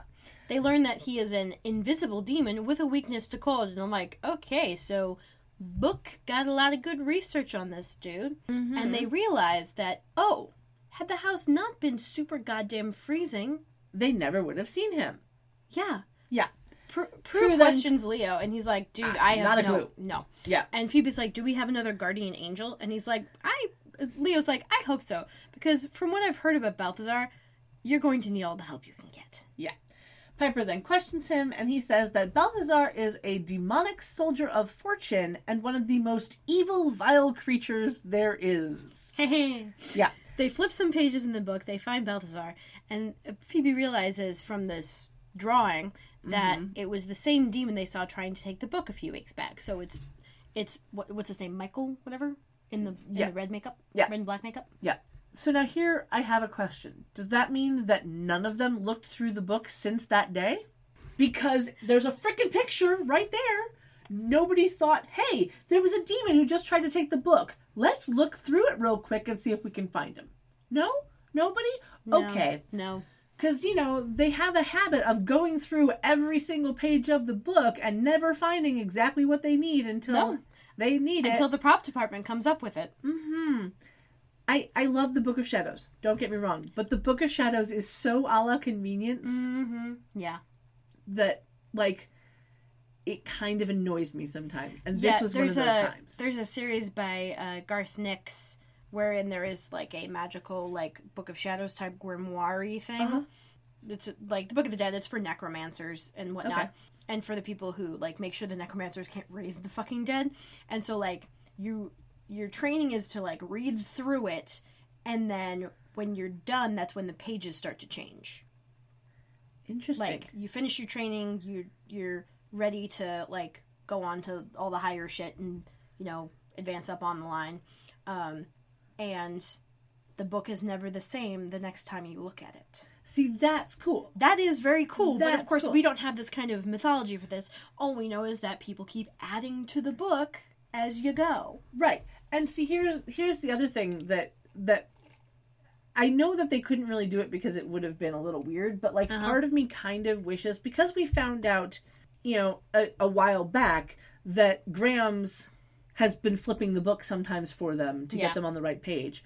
I kind of wish that the book had started out much smaller and grew as they went along with the series. And legit that the girls were like, well, this page wasn't here before. This is what we were looking for. That would have been more interesting, yeah. Legit, had they just put in that one little line of, this page wasn't here when I looked through the book last time. Or, alternatively, there are some pages filled in, but most of them are blank. Yeah. Because it's not information they need right now, and they need to kind of, level up before they can be ready to accept this. Yeah. So that would have been cool. That would have been a good in-universe version of an explanation. But, of course, the out-of-universe explanation is that, writers are lazy. Yep. So, yep. There's that. Yep. Anyway, Piper realizes that this means that Troxa was telling the truth and that they're safe for a little bit. How so long she's is a little gonna bit? go No to one try and get knows. some sleep. Yeah. They're safe for at least another, like, 6 to 8 hours. Yeah, exactly. Anyway, Leo tells them that he'll find out what he can about Balthazar. Piper walks over to him, and he hands her the chocolate, and they kiss. Yeah. And then he orbs out. Yeah. As she leaves the room. Yeah. Phoebe asks if Prue is going to try and sleep, but Prue says that she needs to finish her photo assignment. Phoebe picks up Prue's notebook, sees Cole's name written on it, and asks Prue to call and apologize to him. And, you know, in her defense, Prue looks like she's willing to do it. Yeah. She looks a little contrite. Yeah. But yeah, we time jump to Prue in the basement developing photos. And the photos turn out to be pictures of herself, which shouldn't be possible unless someone was in the room after she used the negatives to put the image onto the paper, Yeah, like but before she actively developed the paper. Because she would have had to have made those photos from the negatives so she would have noticed if the negatives were different. Yeah, someone else clearly knows enough about photography to be able to develop negatives and used her studio to develop negatives of photos that they took of Prue. This is phenomenally creepy, and as a creepy plot point, I kind of love it for that. Yes. Because I'm like, okay, this is escalation of a very specific type. Yes. But I personally think that the scene would have made more sense had they had her looking at the negatives and realizing that they're pictures of her and not the pictures that she actually took of the snake dude. Because the thought process, That would have made more sense in universe. it would have made more sense in general. Because as someone who took a photography class, you develop the negatives in darkness. Okay? The negatives are in complete darkness. But once the negatives are developed, you can see what the picture is on them. Mm-hmm. To make the picture go from the negative to the paper and then develop that paper, it has to be done quickly. You can't just do, let's do 17 of these, just stack them up next to each other, and then put them in the thing. That's not how that works. You do maybe 2 or 3 at a time. So, the timetable from using the negative to make a printed photo is very short. Correct. What is the timetable on developing the negative itself? Like, before you get to putting it on as a printed photo, is there, can you have a gap there? So, if you take the film out, and I don't understand much about photography No here, worries. not for developing film and whatnot, but, up until the point where you would have the shortened timetable, is there the ability to have gaps? Yeah, okay, so when you have a film camera, Mm-hmm. for those of you who are too young to remember film cameras, let me educate you. Think those disposable cameras, but not disposable. Yeah, exactly. So the Click, click, click, click, click. yes, the film comes in a little canister, Mm-hmm. and there's usually a little tail hanging out. Is there credence to the thought of keeping it in the freezer? Is there a reason for that? It depends on the film itself. What if it's like a silver nitrate or whatever? Yeah, depending on how old the film Somehow is. I know that. Some things just kind of creep into your brain. And depending on the type of film and how old the film is, yes, there is the thought process of keeping it in the freezer, make sure that it doesn't go bad, because old film had chemicals in the film itself, and after a while those chemicals would break down, and the thought process was if you make them cold, they won't break down as fast. Yeah, because it's cellulose or... Yeah, I don't remember exactly what the chemicals and stuff is, but yeah. Cellophane. Cellophane. The thing is that so you have a little cartridge that has the film in it, and it's all rolled up nice and tight inside. Yeah. To keep it from getting exposed to more light. Right. So there's usually a little tail that would stick out. You put the cartridge into the camera, and then you pull that little tail over so that it clicks around a little rolly wheel. When you advance the film... rewind. Yeah. When you advance the film, it pulls the film out of the cartridge and rolls it around the little rolly wheel on the other side. So you have to close the camera back so that it doesn't get any light in. So you take all your pictures, and it's now pulled all of that film out. So all of that film is technically exposed. That's why you have to rewind the film back into the canister so that it is back into the darkness. Right. So that none of the film that you have now taken your pictures on gets exposed to light and gets ruined. Mm-hmm. And from there, it can stay in that canister for years. Yes, but I'm saying, I'm wondering, the process of developing that film, there are obviously, like, multiple more steps. Yes. But presumably, there is a step in between turning the negative into a printed photo and just taking it out of the canister. There's, like, an intermediary step in there. Well, okay, so when you go to develop the negative, there's a whole big process of things, but you take it out, it goes through its own chemical thing, whatever. It has its own light stuff. It's been a very long time since I did photography, so I don't remember all of the specifics, but you have to be in complete darkness. No red light. Red light would ruin things. Mm-hmm. You are in complete pitch black to develop negatives.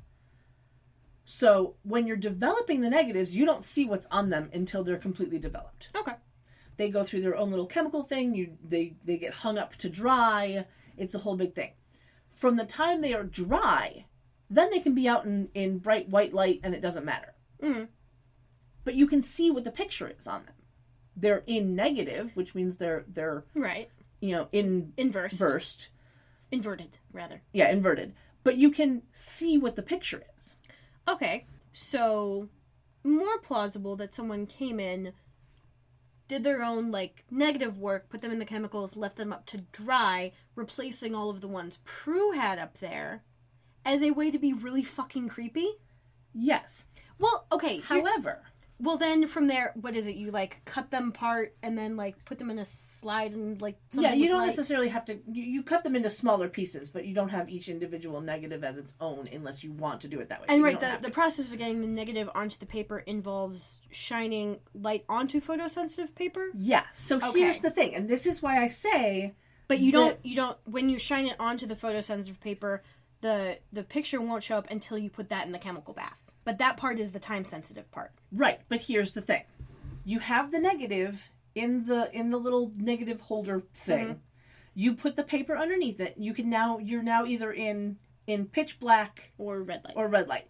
But actually, I think you might be in pitch black to do, like I said, it's been a long time. I believe you might be in pitch black to actually put the photo onto the paper, but then once it's on the paper, that's when you can go to red light. Sorry.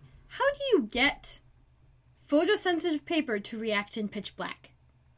Because when you put the negative up, it goes into a machine. Oh, okay, it's a machine. Okay, got it. That flashes a white light through the negative onto the paper. Uh-huh. And that's how the negative goes from being this teeny tiny little negative onto the paper. Okay, so then it's still plausible that if she maybe inspected the negatives after the chemical process, just so she could see. She inspects them. Maybe she left them to hang until she could have time to deal with them. Correct? Would that be plausible? Okay. Yeah. So then after that, she's like, okay, I've inspected these. That was, like, a task I've already done. I'm going to now put them through the machine to make the actual fucking photos. So it would be plausible that she would not have looked at them. But here's the thing. To take the negative onto the photo paper, you have to... You don't have the paper out at first. You start out with a white block underneath. Right. So that you can take that negative and make it exactly how big you want it so that it's in focus and all of that before you take the photo paper out. Okay? So you're working with a white light. You are staring at the negative on this thing. You're making it the right size and the right, focus and all of that. And then you turn off the light, you put the photo paper under, and you hit the light so that the light goes through the negative and hits the photo paper. Okay, so basically the only explanation would be Prue wasn't fucking paying attention. Correct. Or that somehow somebody made their own photos of Prue and did everything except put them through the chemical bath, but they left them somehow not exposed to any light at all, but in a spot where she could get to them and think they were her photos that she had just done. And this is why I say, had it been the negatives, there'd be no issue. Because the negatives, you stick them up there, whatever. Like, if they had her looking at the negatives, trying to figure out which photo she was going to which negative she was going to make into a photo, and going, wait a second, this isn't the snake dude, this is me, what the fuck, I'd have been fine with it. There was probably a discussion in the writer's room there about, well, we need this to be more visual. We have to see that they're photos of her, because show, don't tell. If we just put in a line, it's going to sound clunky. Yeah, and which that's I would believe. Yeah, yeah, that's the only reason that it was probably a production note. Yeah, network note. There we go. I understand the logic for why they did it in the visual way that they did it for TV, but it still bothers you. It bothers me because it is so implausible that it would ever happen that way. Because you go from putting which makes it extra creepy. Well, yeah, very, very true. Uh-huh. But, like, you go from putting the call negative... is coming from inside the house. Yeah. You go from putting the negative onto the photo paper to then putting that photo paper into the chemicals. Like, it's a thing. Like, it's a quick step process.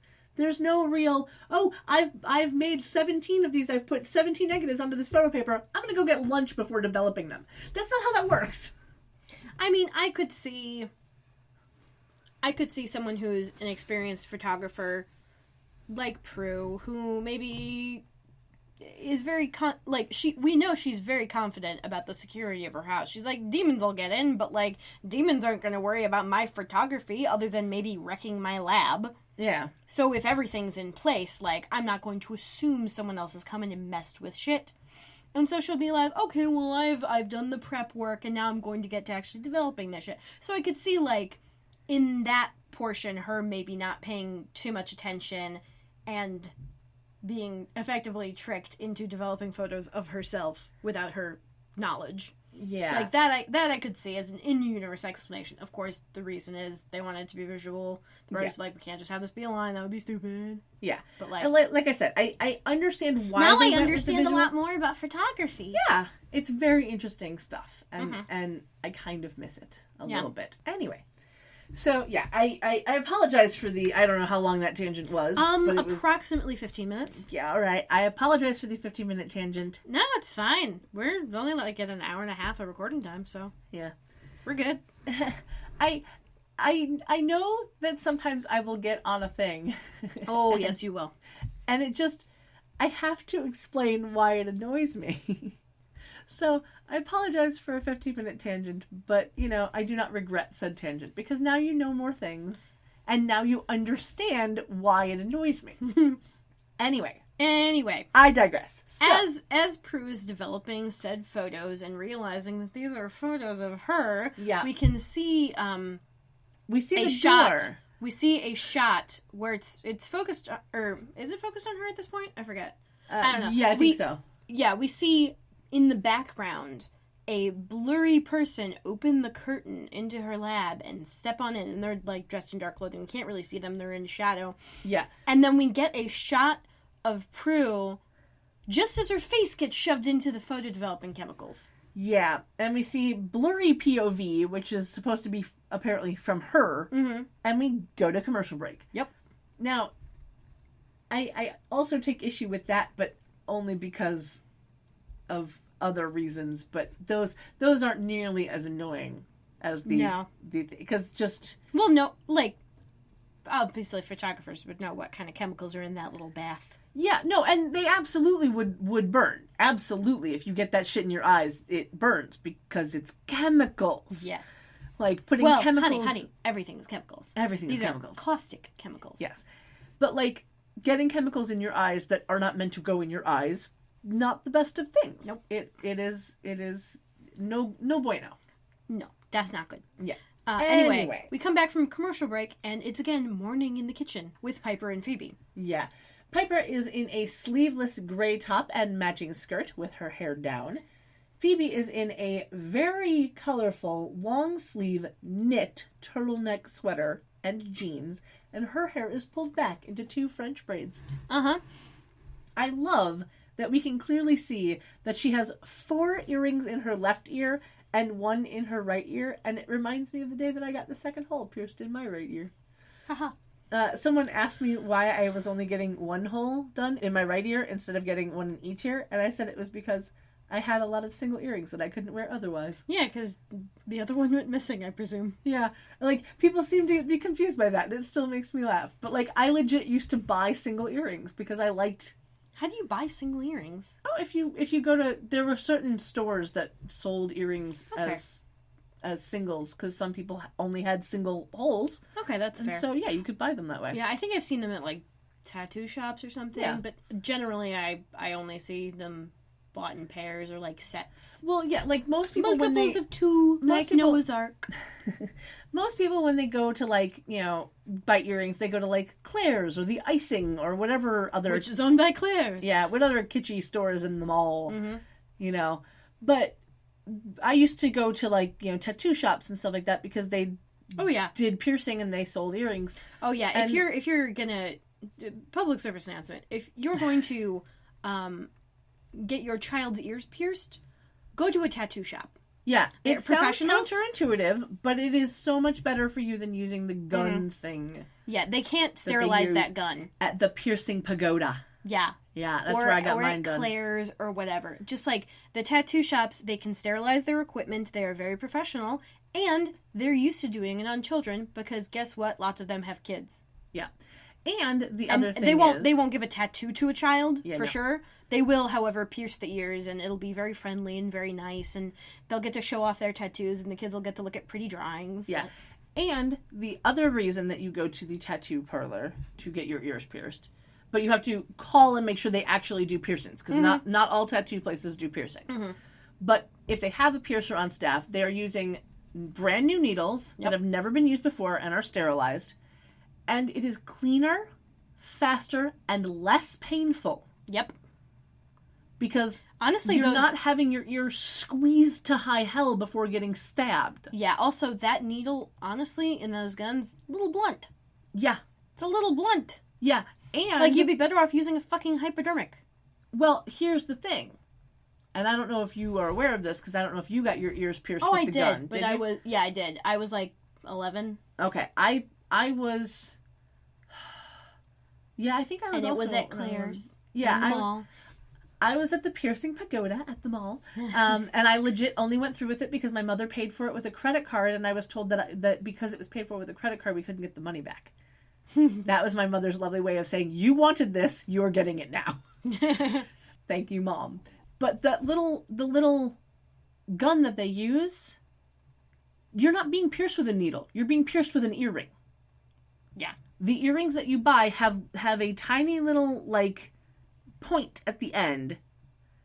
Yeah, it gets placed into the gun and then it gets like stabbed through your ear. Special piercing earrings, and they're supposed to be like, and then of course you're not supposed to take them out for fucking ever. Yeah, but let me tell you something. When you get pierced with an earring, and it's a sharp piercing earring, and you're not supposed to take it out for 6 months, which means you have to sleep with it and shower with it and all that. When you sleep, if you are not a back sleeper, if you are a side sleeper, you now have a pointed fucking piece of metal jabbing itself into your head. Yep. Not fun. It's not fun. Which means you're in pain for the next 6 weeks. Mm-hmm.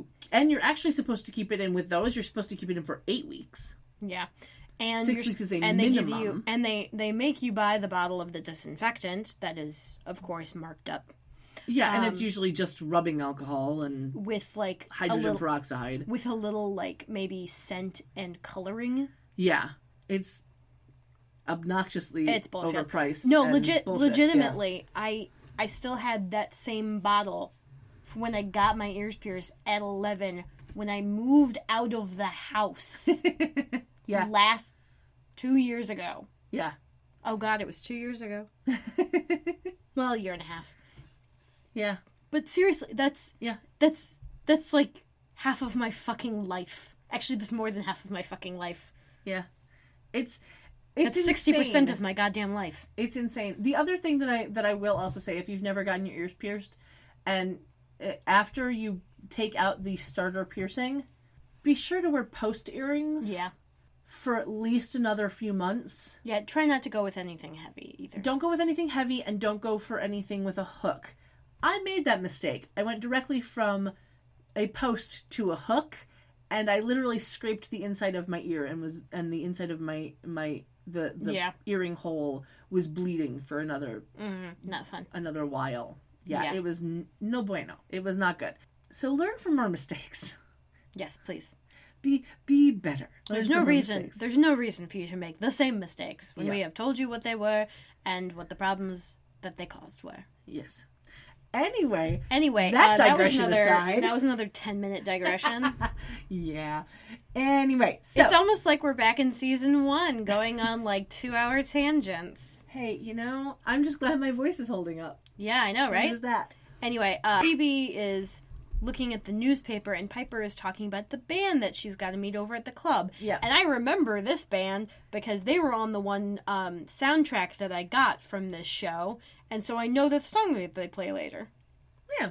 My dad actually likes the song that they play later. I did not know this band except for that one song. So there you go. Yeah. The band is called Marvelous 3. They were a rock band from Atlanta, Georgia. They are not associated with Maroon 5. No. They were formed in 1997 and broke up in 2001 after asking to be released from their record label. They only had 3 albums, with the second album being the most successful. Their song Freak of the Week reached number 5 on Billboard's Modern Rock Tracks chart and number 23 on the Mainstream Rock Tracks chart. I will link to the wiki and a YouTube video for that song on the website. Awesome. Okay, once again with the fast tracking. Mm-hmm. Phoebe's still wondering about there being a human stalker because things aren't adding up to her, and she asks Piper where the list they made for Daryl is. Piper tells her it's at the club, and then wonders out loud if Prue is still sleeping. Phoebe says that her bed is made and her car is gone, and wonders if she could have gone to take her photos to the magazine, but Phoebe says that 415 wouldn't even be open this early. So she decides to call her. And they goes over to the house phone. Mm-hmm. So we cut to Prue's cell phone vibrating on a table. We see Prue, tied up in a chair, seemingly passed out. A woman answers the phone, pretending to be Prue, as static hits the line. She hangs up, and we can now see that the woman is Abby, and they seem to still be in the basement. Cut back up to the kitchen, where the girls are completely oblivious, and they head out to the club. Phoebe grabs a scarf that matches her sweater, Aww. And it made me smile that she would have a matching scarf for a turtleneck sweater. That's very period for this time. It was just great. Anyway, cut back down to the basement. Abby hears them all leave, wakes Prue up, and we can see that the makeup team has done lovely red marks around her eyes, and her vision is blurred. And this is why pushing her face in the chemicals annoyed me, because why does she only have red marks around her eyes? Because the makeup team. It should be around her nose, it should be around her mouth, because where would those chemicals have been? Mucous membranes. On her entire fucking face. Yeah. And yeah, this it is would have why. it would have really aggravated all of the mucous membranes, not just the ones she uses to see. Exactly. And that's why I say this one annoyed me, but not nearly as much, and I can deal. Yeah. Yeah. Uh-huh. Because it's more a makeup choice than anything else. Yeah. Anyway. And Shannon was probably like, I don't want to look totally disgusting. Yeah. Which, who would? Who knows? But anyway, Prue asks what she wants, and we see Abby in kind of behind her take off her shirt to reveal a lovely little yellow bra. Yeah. She then puts on the shirt that she's a double A cup if she's anything. Yeah. Abby then puts on the shirt that Prue wore in the season 2 finale, which is apparently her lucky blouse. Yeah, her good luck shirt.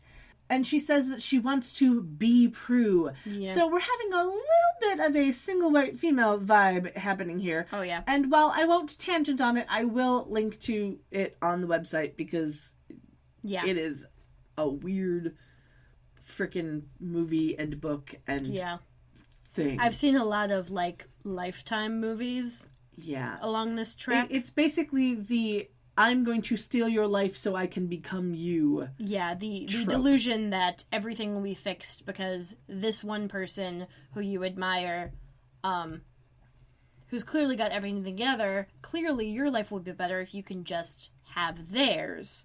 Yeah. It's a trope. In a very mild form, it's actually kind of a common delusion. Because people Yeah. are always comparing their lives to other people's lives. Like, oh, if I could just, like, have that, like, if I could just, like, live in that person's life, I'd be so much happier, like, da-da-da. But, like, you know, you never see the full aspect you never see all of the aspects of their life, so that's why it's a delusion, because you are idealizing only the surface level of what you can see. And now, of course, this has taken it to the pathological level, as it is with most stalkers. Yep. The two of the common threads with stalkers is that they actually want to be with you or they want to be you. Yeah. And it's an interesting trope, And that really and only it works. It really only ends in bad shit. Either they shoot the object of their intent, or they try to shoot Reagan. Yeah. I don't remember that guy's name, and we probably shouldn't remember that guy's name because loser. Yeah. And stalker. Anyway. And I'm glad Jodie Foster's gotten through all that shit. Yes. Anyway. Once again, with the fast tracking. Yeah. Prue realizes that the woman is Abby, but saying her name makes her get a bit angry. Because she's trying to, like... Abby doesn't exist anymore. Yeah, what's the subsume? Subsume? Yeah, What's the something word? like that. Yeah, she's trying to use Prue's identity to subsume her own. Yeah. So she puts on a really bad black wig with some weird beads in it. And it is shoulder length. Remember this. Yes. For future. Just saying. Uh-huh. She says that she's the one who sent the dead roses and broke into the house. And she says that wearing Prue's clothes makes her feel beautiful, successful, and loved by men. And Prue's like, no, I have just as much trouble with men as anyone. And Abby scoffs. She's like, Sean isn't good enough for us. Yeah. And then she picks up a gun. Mm-hmm. And now I would like to remind everyone of the timetable with all of this, because let's remember that the first time... Oh, just wait. We'll get into that. Okay. Yeah, we'll get there. into that. So, she picks up a gun, and as Prue uses her powers to untie her hands... Yeah, she can just kind of, like, rotate a couple fingers around, and it just, like, magically unties the rope, and I'm just like, that's a good effect right there. Yeah. Abby asks how Prue threw her through the window when she was there the night before. Or the other night, I guess. Yeah. Because last night would have been when she shoved her face in the chemicals, and it would have been the night before that. No. Right? She shoved her face in the chemicals, like, just before this. Prue went down... No. Prue went down last night to the lab, didn't she? No, this is happening to, like... Yeah, but, like, okay. in the hang on. So, they get back from Club Shuttle Windows, deal with Troxa, and then Prue says she's going to go develop the photos. So doesn't she immediately head downstairs? She might have, but... That's what I'm saying. Right, she might have, but she was doing, like, the negatives and stuff like that, so that's why I'm... Well, it was never... But the timing would established. suggest that she was doing the negatives, because that takes Well, a bit okay, of time. but, like, if she'd just gone down this morning, where would have been the time for Abby to move Prue's car? Because Prue's car is gone. Yeah, the timing on this entire thing is a Yeah, little I know. suspect, and like I said, we will get there in a moment. Mm-hmm. We will delve into the timing issues at the end of this scene. So, yeah, Prue decides to show Abby how she got thrown through the window by squinting her eyes and making Abby fly across the room. The stunt double is wearing a black wig that is nearly waist length, but it did have the beads. She is also wearing a white shirt under the pink one, which Abby clearly wasn't wearing. Yeah, so Prue uses her power to knock some furniture on top of Abby. Mm-hmm. And we see the white shirt is now gone, but the wig is still too long, which is an odd detail to fuck up. Yeah, it's a little bit like, weird. the beads I could see, like, oh, you got another wig for the stunt double. It doesn't have beads. It doesn't matter. It'll be moving. No one will notice. Yeah. But no, they put beads in it. It's just way too long. What? Yeah, it was really, really weird. I don't understand why they didn't just use the same wig, but whatever. Yeah. Prue then stumbles up the stairs, flinging more things at Abby as she goes, and it's back to being the actress playing Abby on the ground. Mm-hmm. So, now, this is where, I put this in my notes, is bad wigs and stunt continuity issues aside, here's the question. Wasn't Abby at the bar during Yep. the time at the house was being broken into? Yep. Wasn't she serving drinks to Sean? Yeah. Isn't P3 far enough away from the house that Prue decided not to take the time to drive over there? I mean, they've gotten from the house to P3 before amazingly quick. I think at one point, didn't they say it was like 5 minutes to get to the club? Yeah, I don't remember. I'm pretty sure that was a dialogue thing. I know. I remember it was But- 3 minutes to get to the rave, Oh, God, yeah. but I don't remember if they've ever said I'm how long it surprised was you to get remembered to the- that. Yeah, I don't, for some reason that stuck in my brain. Anyway. But I will be honest, though, thinking on it, like going back through this, she had finished serving Sean drinks, so she technically could have gotten to the house. However, the timing of things does seem a little weird. Yeah, she needed time enough to go through the entire house, smash all of the mirrors. Yeah, that's the And biggest thing. grab some of Prue's shit before Prue even got there. She was already downstairs. Mm-hmm. So, man, yeah. They Yeah, did not there's- consider timetables on this one. Yeah, no, it's I mean, it would have made about as much sense for Sean to be doing it because they literally, again, left him at the club, or he had just left the club, and then they were at the house. Like, yeah. the timetables. And Honestly, they were this trying seems they were trying to make it by putting Sean in all black the second time we see him. They were trying to make us think it was Sean. That was Yeah. the like red herring, the red or herring the in black the- herring, as the case may be. Yeah, because as we have noted, if you're wearing all black, unless you're the charmed ones, you're the bad guy. Yeah. That's usually what happens in this show. If you're wearing all black, you're gonna attack. There you go. I like it. Okay. Anyway, Yes. So we cut over to P3. The phone is ringing as Piper and Phoebe run in. Piper has added a black jacket, blue scarf, and black leather gloves to her outfit. And Phoebe has added that matching scarf, as well as a white knit hat and matching gloves to hers. The hat has a little flower on it with a large blue gem attached to the side. It was so 90s. Yes. Like, so 90s. Like the kind of 90s aesthetic that was trying to recapture some of the flower power. Yeah. It was very funny. It was very It cute. was adorable. Anyway, Piper reaches over the bar, answers the phone, and it's Daryl. He's in a lovely blue shirt with his suit this time, and he is worried about not being able to reach Prue. He tells them that he got a match on the fingerprints. Piper immediately asks if they were Sean's, and Daryl's like, oh no, they match Abby, your bartender. Yeah, he says that Abby was on Piper's list, which makes me wonder if Abby added herself to the list since Piper left the list at the club, because otherwise there's no reason that Abby should have been on the list of people she had an issue with. Well, I mean, I think he mentioned stuff about employees or something. I don't think he did. He basically just asked for a list of anyone that they might have had an issue with. Yeah, that's the problem with asking for that kind of a list. Like, you honestly never know who has an issue with you. Right. You know who you have an issue with. Yeah, and that's about it. And that's why I wonder if Abby possibly added herself to the list because Piper left her list at the club. That would have been weird. Yeah, but it would have been interesting. Oh, God. Anyway, Piper is confused as to why Abby would want to hurt Prue. Daryl tells Daryl to hold on, and then she and Phoebe go into the locker room. And they must have hung up with Daryl because she is no longer holding the phone when Yeah. they walk into the locker room. Yeah. Phoebe opens Abby's locker. Piper pulls out some photos in a book, and Phoebe looks up at the top of the locker and sees that Abby has the exact same perfume and makeup that Prue uses. And she's kind of like picking up the bottles and like looking really grossed out Yeah. by all of this, which is funny because like it's just makeup. It's just perfume and makeup. But she's grossed out by the creepiness, clearly. A lot of people use Yeah. the same stuff. Yeah, Piper Anyway. flips through the photos, which are all of Prue, and then reads from a notebook that heavily details Prue's daily routine and has notes like, she looks so beautiful, so confident. Yeah. Phoebe then touches a photo and has a premonition of Abby shooting Prue. In the kitchen. Yeah. She tells Piper what she saw, and they leave all of the stuff and run out of the room. Cutting back over to the manor, where Prue is now hiding in a closet.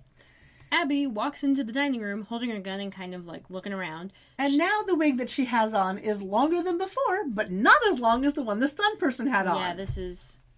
Uh-huh. I legit do not understand it. Correct. Anyway. She walks into the foyer near that closet Prue's hiding in, that closet that used to be a bathroom. And Prue astral projects behind her to get her attention. Yeah. And now astral Prue can see just fine. Yeah.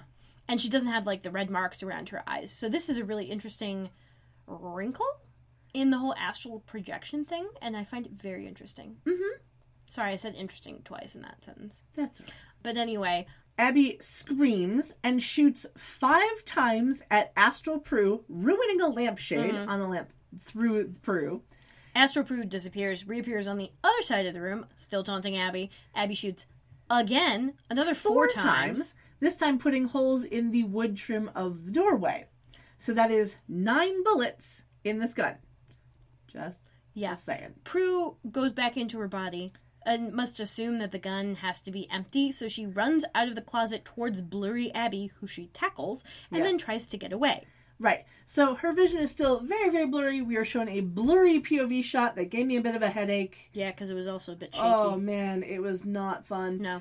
Prue then tries to escape toward the front door, but Abby pushes her against the wall, and we're back to that longer wig for a moment. Yeah. Prue hits her and pushes her on the floor and then finds a way into the kitchen. Yeah. Abby follows after reloading her gun. So, I don't know what kind of gun it was. I don't know enough about guns. It wasn't a revolver. No, it wasn't a revolver. But it does interest me that it had 9 shots, because every gun I've ever shot holds 10. For some reason, the number 13 is sticking in my head. I don't know why. 12 or 13. Yeah, there are magazines that hold more than 9. I might have heard it in like an SVU or something. Yeah, I don't know. Like, the capacity of this particular like police issue gun is 12 bullets or some shit. And it could very well have been, but it was just interesting to me that she shot 9 bullets and that was the magazine. Like, okay. So it was apparently a 9 bullet magazine. Yeah. Like, and it's that's a very fine. thin magazine. Yeah. It's no annual time. Yeah. Anyway, and again, I don't know what kind of gun it was. I'm assuming it was it was probably a 9mm of some sort. Probably. Because the gun definitely did not seem like a 22. Because that's what I shoot. No, that would have been a revolver, right? Not necessarily. No? Okay. Not necessarily. The one that I shoot is a 22, and it uses magazines. Mm-hmm. See, the only things I really know about 22 caliber bullets is that apparently they have enough momentum to enter the skull, but not to leave it. Well, that's not completely true. Okay, that's what someone told me. Well, I mean, it depends on where you hit the skull. Yeah. If you hit center mass, it will get stuck because it is a small enough bullet. And then it will like scramble your brain. Yeah, a little bit. I enjoy a 22 because there isn't much of a kick. Mm-hmm. They're smaller. They don't need as much gunpowder. Yeah, well, and because I've shot a 9mm once. I do not have the hand strength to pull back the slide on a 9mm. I have learned this. Oh. It is much harder than you would think, and if you don't have the hand strength for it, it is very hard. I probably do. You absolutely do. You absolutely have the hand strength to do it. I do not, and I am perfectly fine with that because I don't know why I'm excited about that prospect. I don't want to shoot a gun. You know, I didn't want to shoot a gun either, other than the fact that I wanted to know how.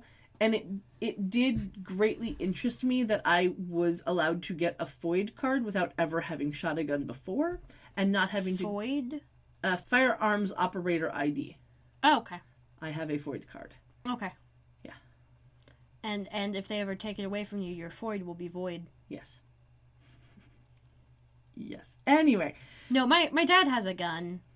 Yeah, I will never own a gun. He must have some kind of license. He must have a FOID card if he owns a gun. Yes. He apparently likes to go to shooting ranges in Nebraska. He's told me extensively about all the shooting ranges he likes to go to, and I'm just like, why are you telling me this? Well, I can tell you, if you would ever like to shoot a gun, you do not have to have a FOID card to shoot a gun at a range. You just have to be with someone who has a FOID card and owns a gun. Okay.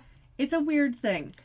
It makes sense. I mean, it totally makes sense, but it's a slightly weird thing in the you can shoot a gun without having a FOID card, but you don't need to have shot a gun to get a FOID card. Mm-hmm. But yeah, I do not own a gun. The gun that I shoot is my cousin's gun because my cousin owns a gun.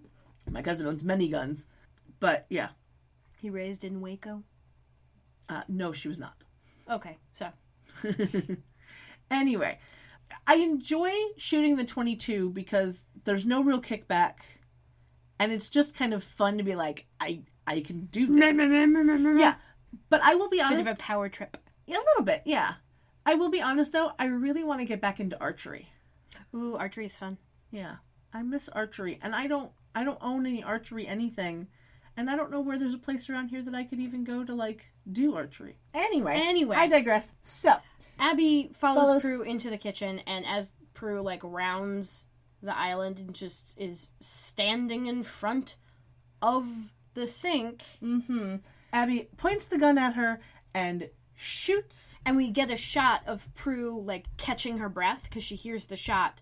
But then, obviously, she's not shot. Yeah. And then the shot goes over... Sorry, we're using shot a lot. The camera shot goes to the bullet, which has frozen in midair as Phoebe and Piper walk into the kitchen. All bundled up. Yeah, Piper does this adorable little growl at Abby, and she's like, "You're definitely fired." Yeah. And then smacks the bullet out of the hair. Yeah, she grabs the bullet with the gloved hand, and it was adorable, the little growl she did. Mm-hmm. And then they go over to Prue, they tell her that everything's okay. Prue uses her power, and Abby goes flying into a cupboard. Yeah, she got a little steamed vent. Mm-hmm.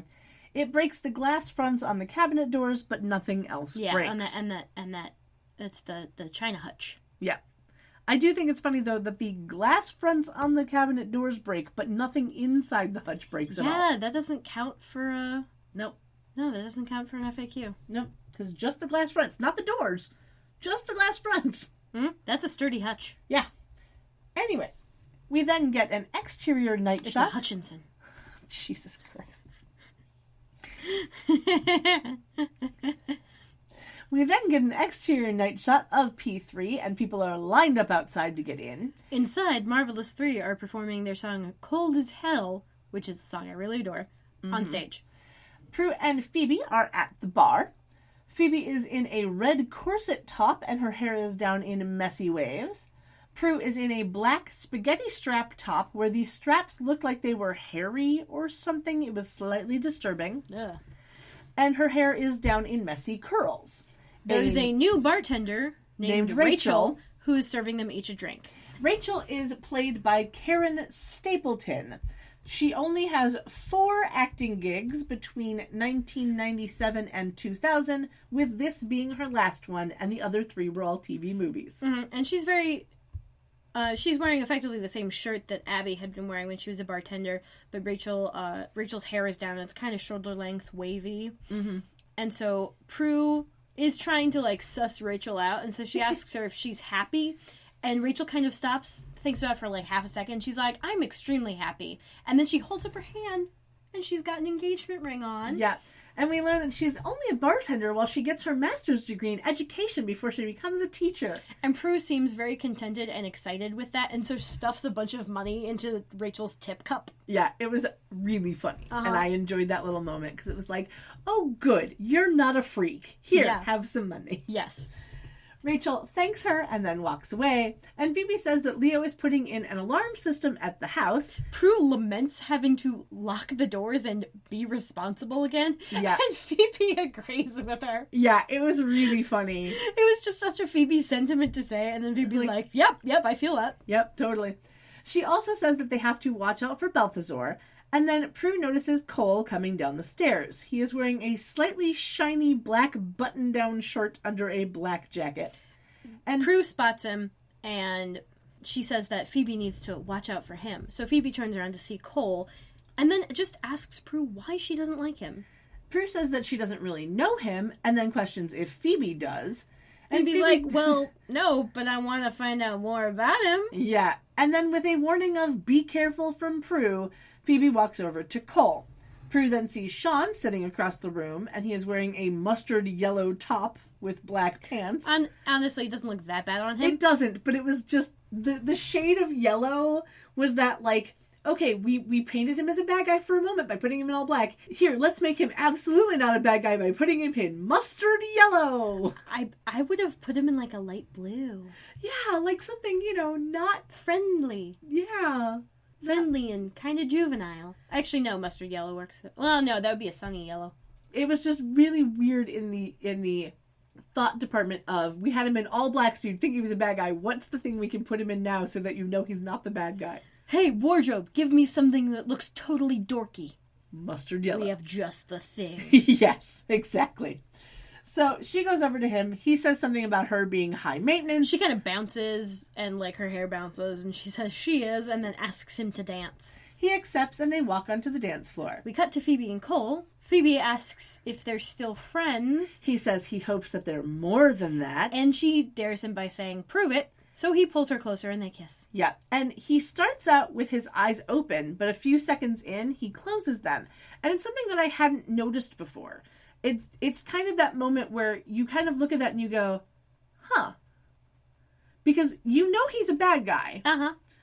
And so he starts the kiss with his eyes open of like, oh great, here, how can I prove this? Okay, I'll kiss you and that'll make you realize. And then he kind of like melts into it a little bit and he closes his eyes and he looks like he's actually into it. Yeah, lets the guard down. Yeah, and it's, again, watching this as a second run and not having that, oh my god, I hate him kind of like thing over my head, and actually watching it with an open mind, because I have now been, gotten older and I'm not the same level of cynical as I used to be. I was going to say not as cynical, but that's not completely true. I'm no longer the same level of cynical. I'm still cynical. Yeah. But about different things now. You're no longer the same flavor of cynicism. Mm-hmm. It's just interesting to see how he kind of changes in that moment. And you kind of go... acting choices that Julian McMahon takes to show the progression of this character. Yeah, because you know that this at least started out with him trying to get close to Phoebe because she was the easy way in. Mm-hmm. But it looks like he is kind of... He's either like a really good actor as Cole being a really good actor, or he's actually starting to fall for her. Mm-hmm. And it's one of those where it's just subtle enough that it works on many levels. And if you're not paying attention, or you already have a bias that you hate him, you don't notice those things. No, you don't, do you? Yeah. So I'm actually pleasantly surprised that I am coming at this in a much more open-minded way and noticing these things that I didn't notice before. I do not think that Cole will ever actually win me over and become one of my favorites. But he doesn't need to. But he doesn't, that's not garner necessary. as much hatred as he used to from me. That's all we can ask for. Yeah. Anyway, we cut over to Piper's room in the manor. A hot and sweaty Piper and Leo are in bed, and they seem to have just finished having sex. Leo tells her she's amazing when she concentrates. Hey! Yeah. And she looks up to the ceiling and yells out, I hope you enjoyed the show! And then they both giggle and cuddle up to each other. And we hit the end credits. Get the end credits. Yeah. And we have both enjoyed the show. Yes. The show being the show. Not the show they just gave. Yeah. Yeah, we didn't see the larger show. Yeah, we didn't see that show, and I would not have wanted to watch that show because no, thank you. I enjoy the people that I enjoy the prospect of people in love, not the prospect of people making love. There is a difference. There you go. Yeah. Anyway, so with the end credits done, that brings us to our ratings portion. I never remember which of us goes first, so because I don't think we actually have a thing for who goes first. No, we don't. Or not. So, would you like to go first, or would you like me to go first? You go first. All right. I am giving this episode an 8 out of 10 matching knitwear. Okay. I'm going to give it a 7.5 out of 10 security grids. All right. No, I want to make that alliterative. Security snares. There we go. Okay, so everything this season I've managed to make alliterative. Yeah. This is a goal. All this right. is going to be a goal of mine now. All right. We shall see. We shall. Anyway, so with our ratings done, we are on to our outfits. I absolutely loved Prue's silver slinky dress, Phoebe's red slinky dress, and Piper's gray top skirt combo. Mm-hmm. My fave is definitely Phoebe's dress. The red slinky? Yeah. Yeah. It Got to fan myself a little bit. That one. That's good. Yeah. That's quite good. Yeah. That's good. Yeah. Mm-hmm. Alyssa Milano, work it. Mm-hmm. Work it. Mm-hmm. Do you know she is now the host of Project Runway All-Stars? I did not know that. Yeah. No, barely pay attention to what she does now except for Twitter. Yeah. Because she's generally pretty good on Twitter. Mm-hmm. Well. It's very interesting to see her in many designer outfits on Project Runway All-Stars. Twitter in that one Vine where she's like, what would you do if there was a child right in front of you? The person cuts to someone smacking a kid. Okay, I don't think I've seen that. No, it's from, like, she was doing some, infomercial for, like, donating to, like, children in third world countries or whatever. Right. You know, that type of, UNICEF or something like that. Yeah, late night, whatever. And someone just cut the commercial right there. And that was long enough that they could put in a, like, half-second clip of them, like, smacking a kid. Okay, then. That seems a little rude, a little mean, but all right. Well, it is. Yeah. The other really good one I keep thinking of when I think of that one is the only thing worse than a rapist is, and then they pull off a thing and it says child to make child rapist, but of course the person at the table goes, a child. And then you just hear someone go, no. Interesting. My mind is very strange. Uh-huh. And it goes a lot of very different places. Uh-huh. And I like watching Vine compilations because they make me happy. I watched one that was entirely full of dogs. Well, it was great. Some of them were a little boring, but I love... But still dogs. So. Well, yes, still dogs. I love when there's, like, a dog who's just, like making weird noises and shit. Yeah. Like exactly. That. Thank you, Blue. Anyway. So, with our outfits done, it is time for social media. Social media time. Yay! So, as per always, you can find everything on charmchats.com. Mm-hmm. You can email us at charmchats@gmail.com. And if you'd like to find us via the Facebooks, we are there at Charmchats. Yep. We're also on the Twitters and the Tumblrs at CharmChatsPod. And we have an Instagram, Yep. which is also Charmchats. And that's going to be mostly videos and photos of Blue. Uh-huh. Full disclosure. He's very cute. He's been very quiet this episode, which is very nice. Yes, it is quite I use lovely. very a lot. I should not do that.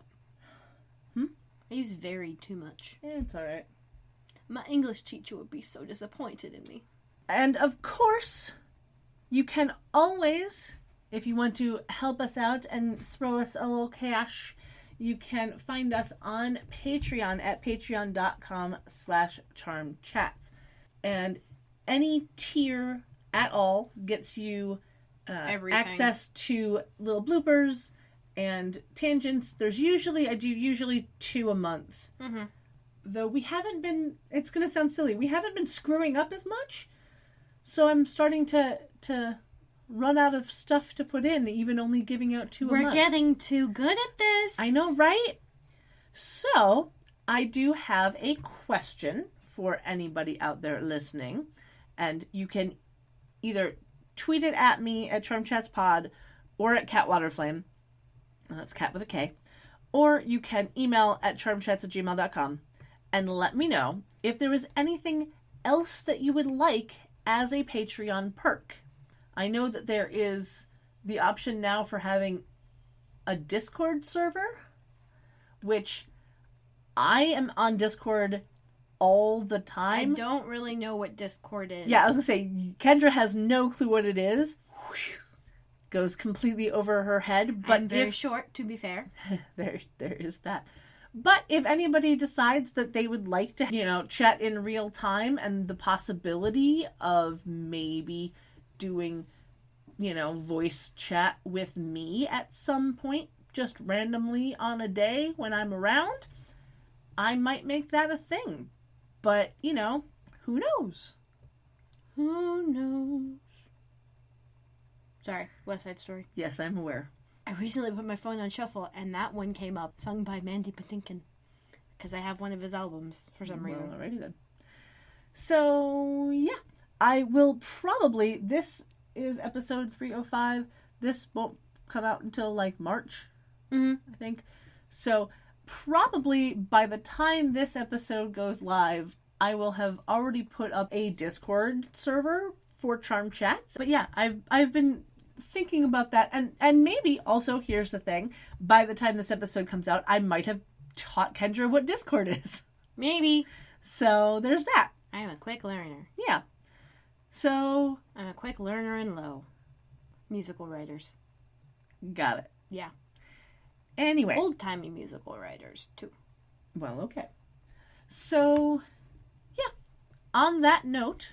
F sharp. C flat. Until next time. Wait, a C flat is a B.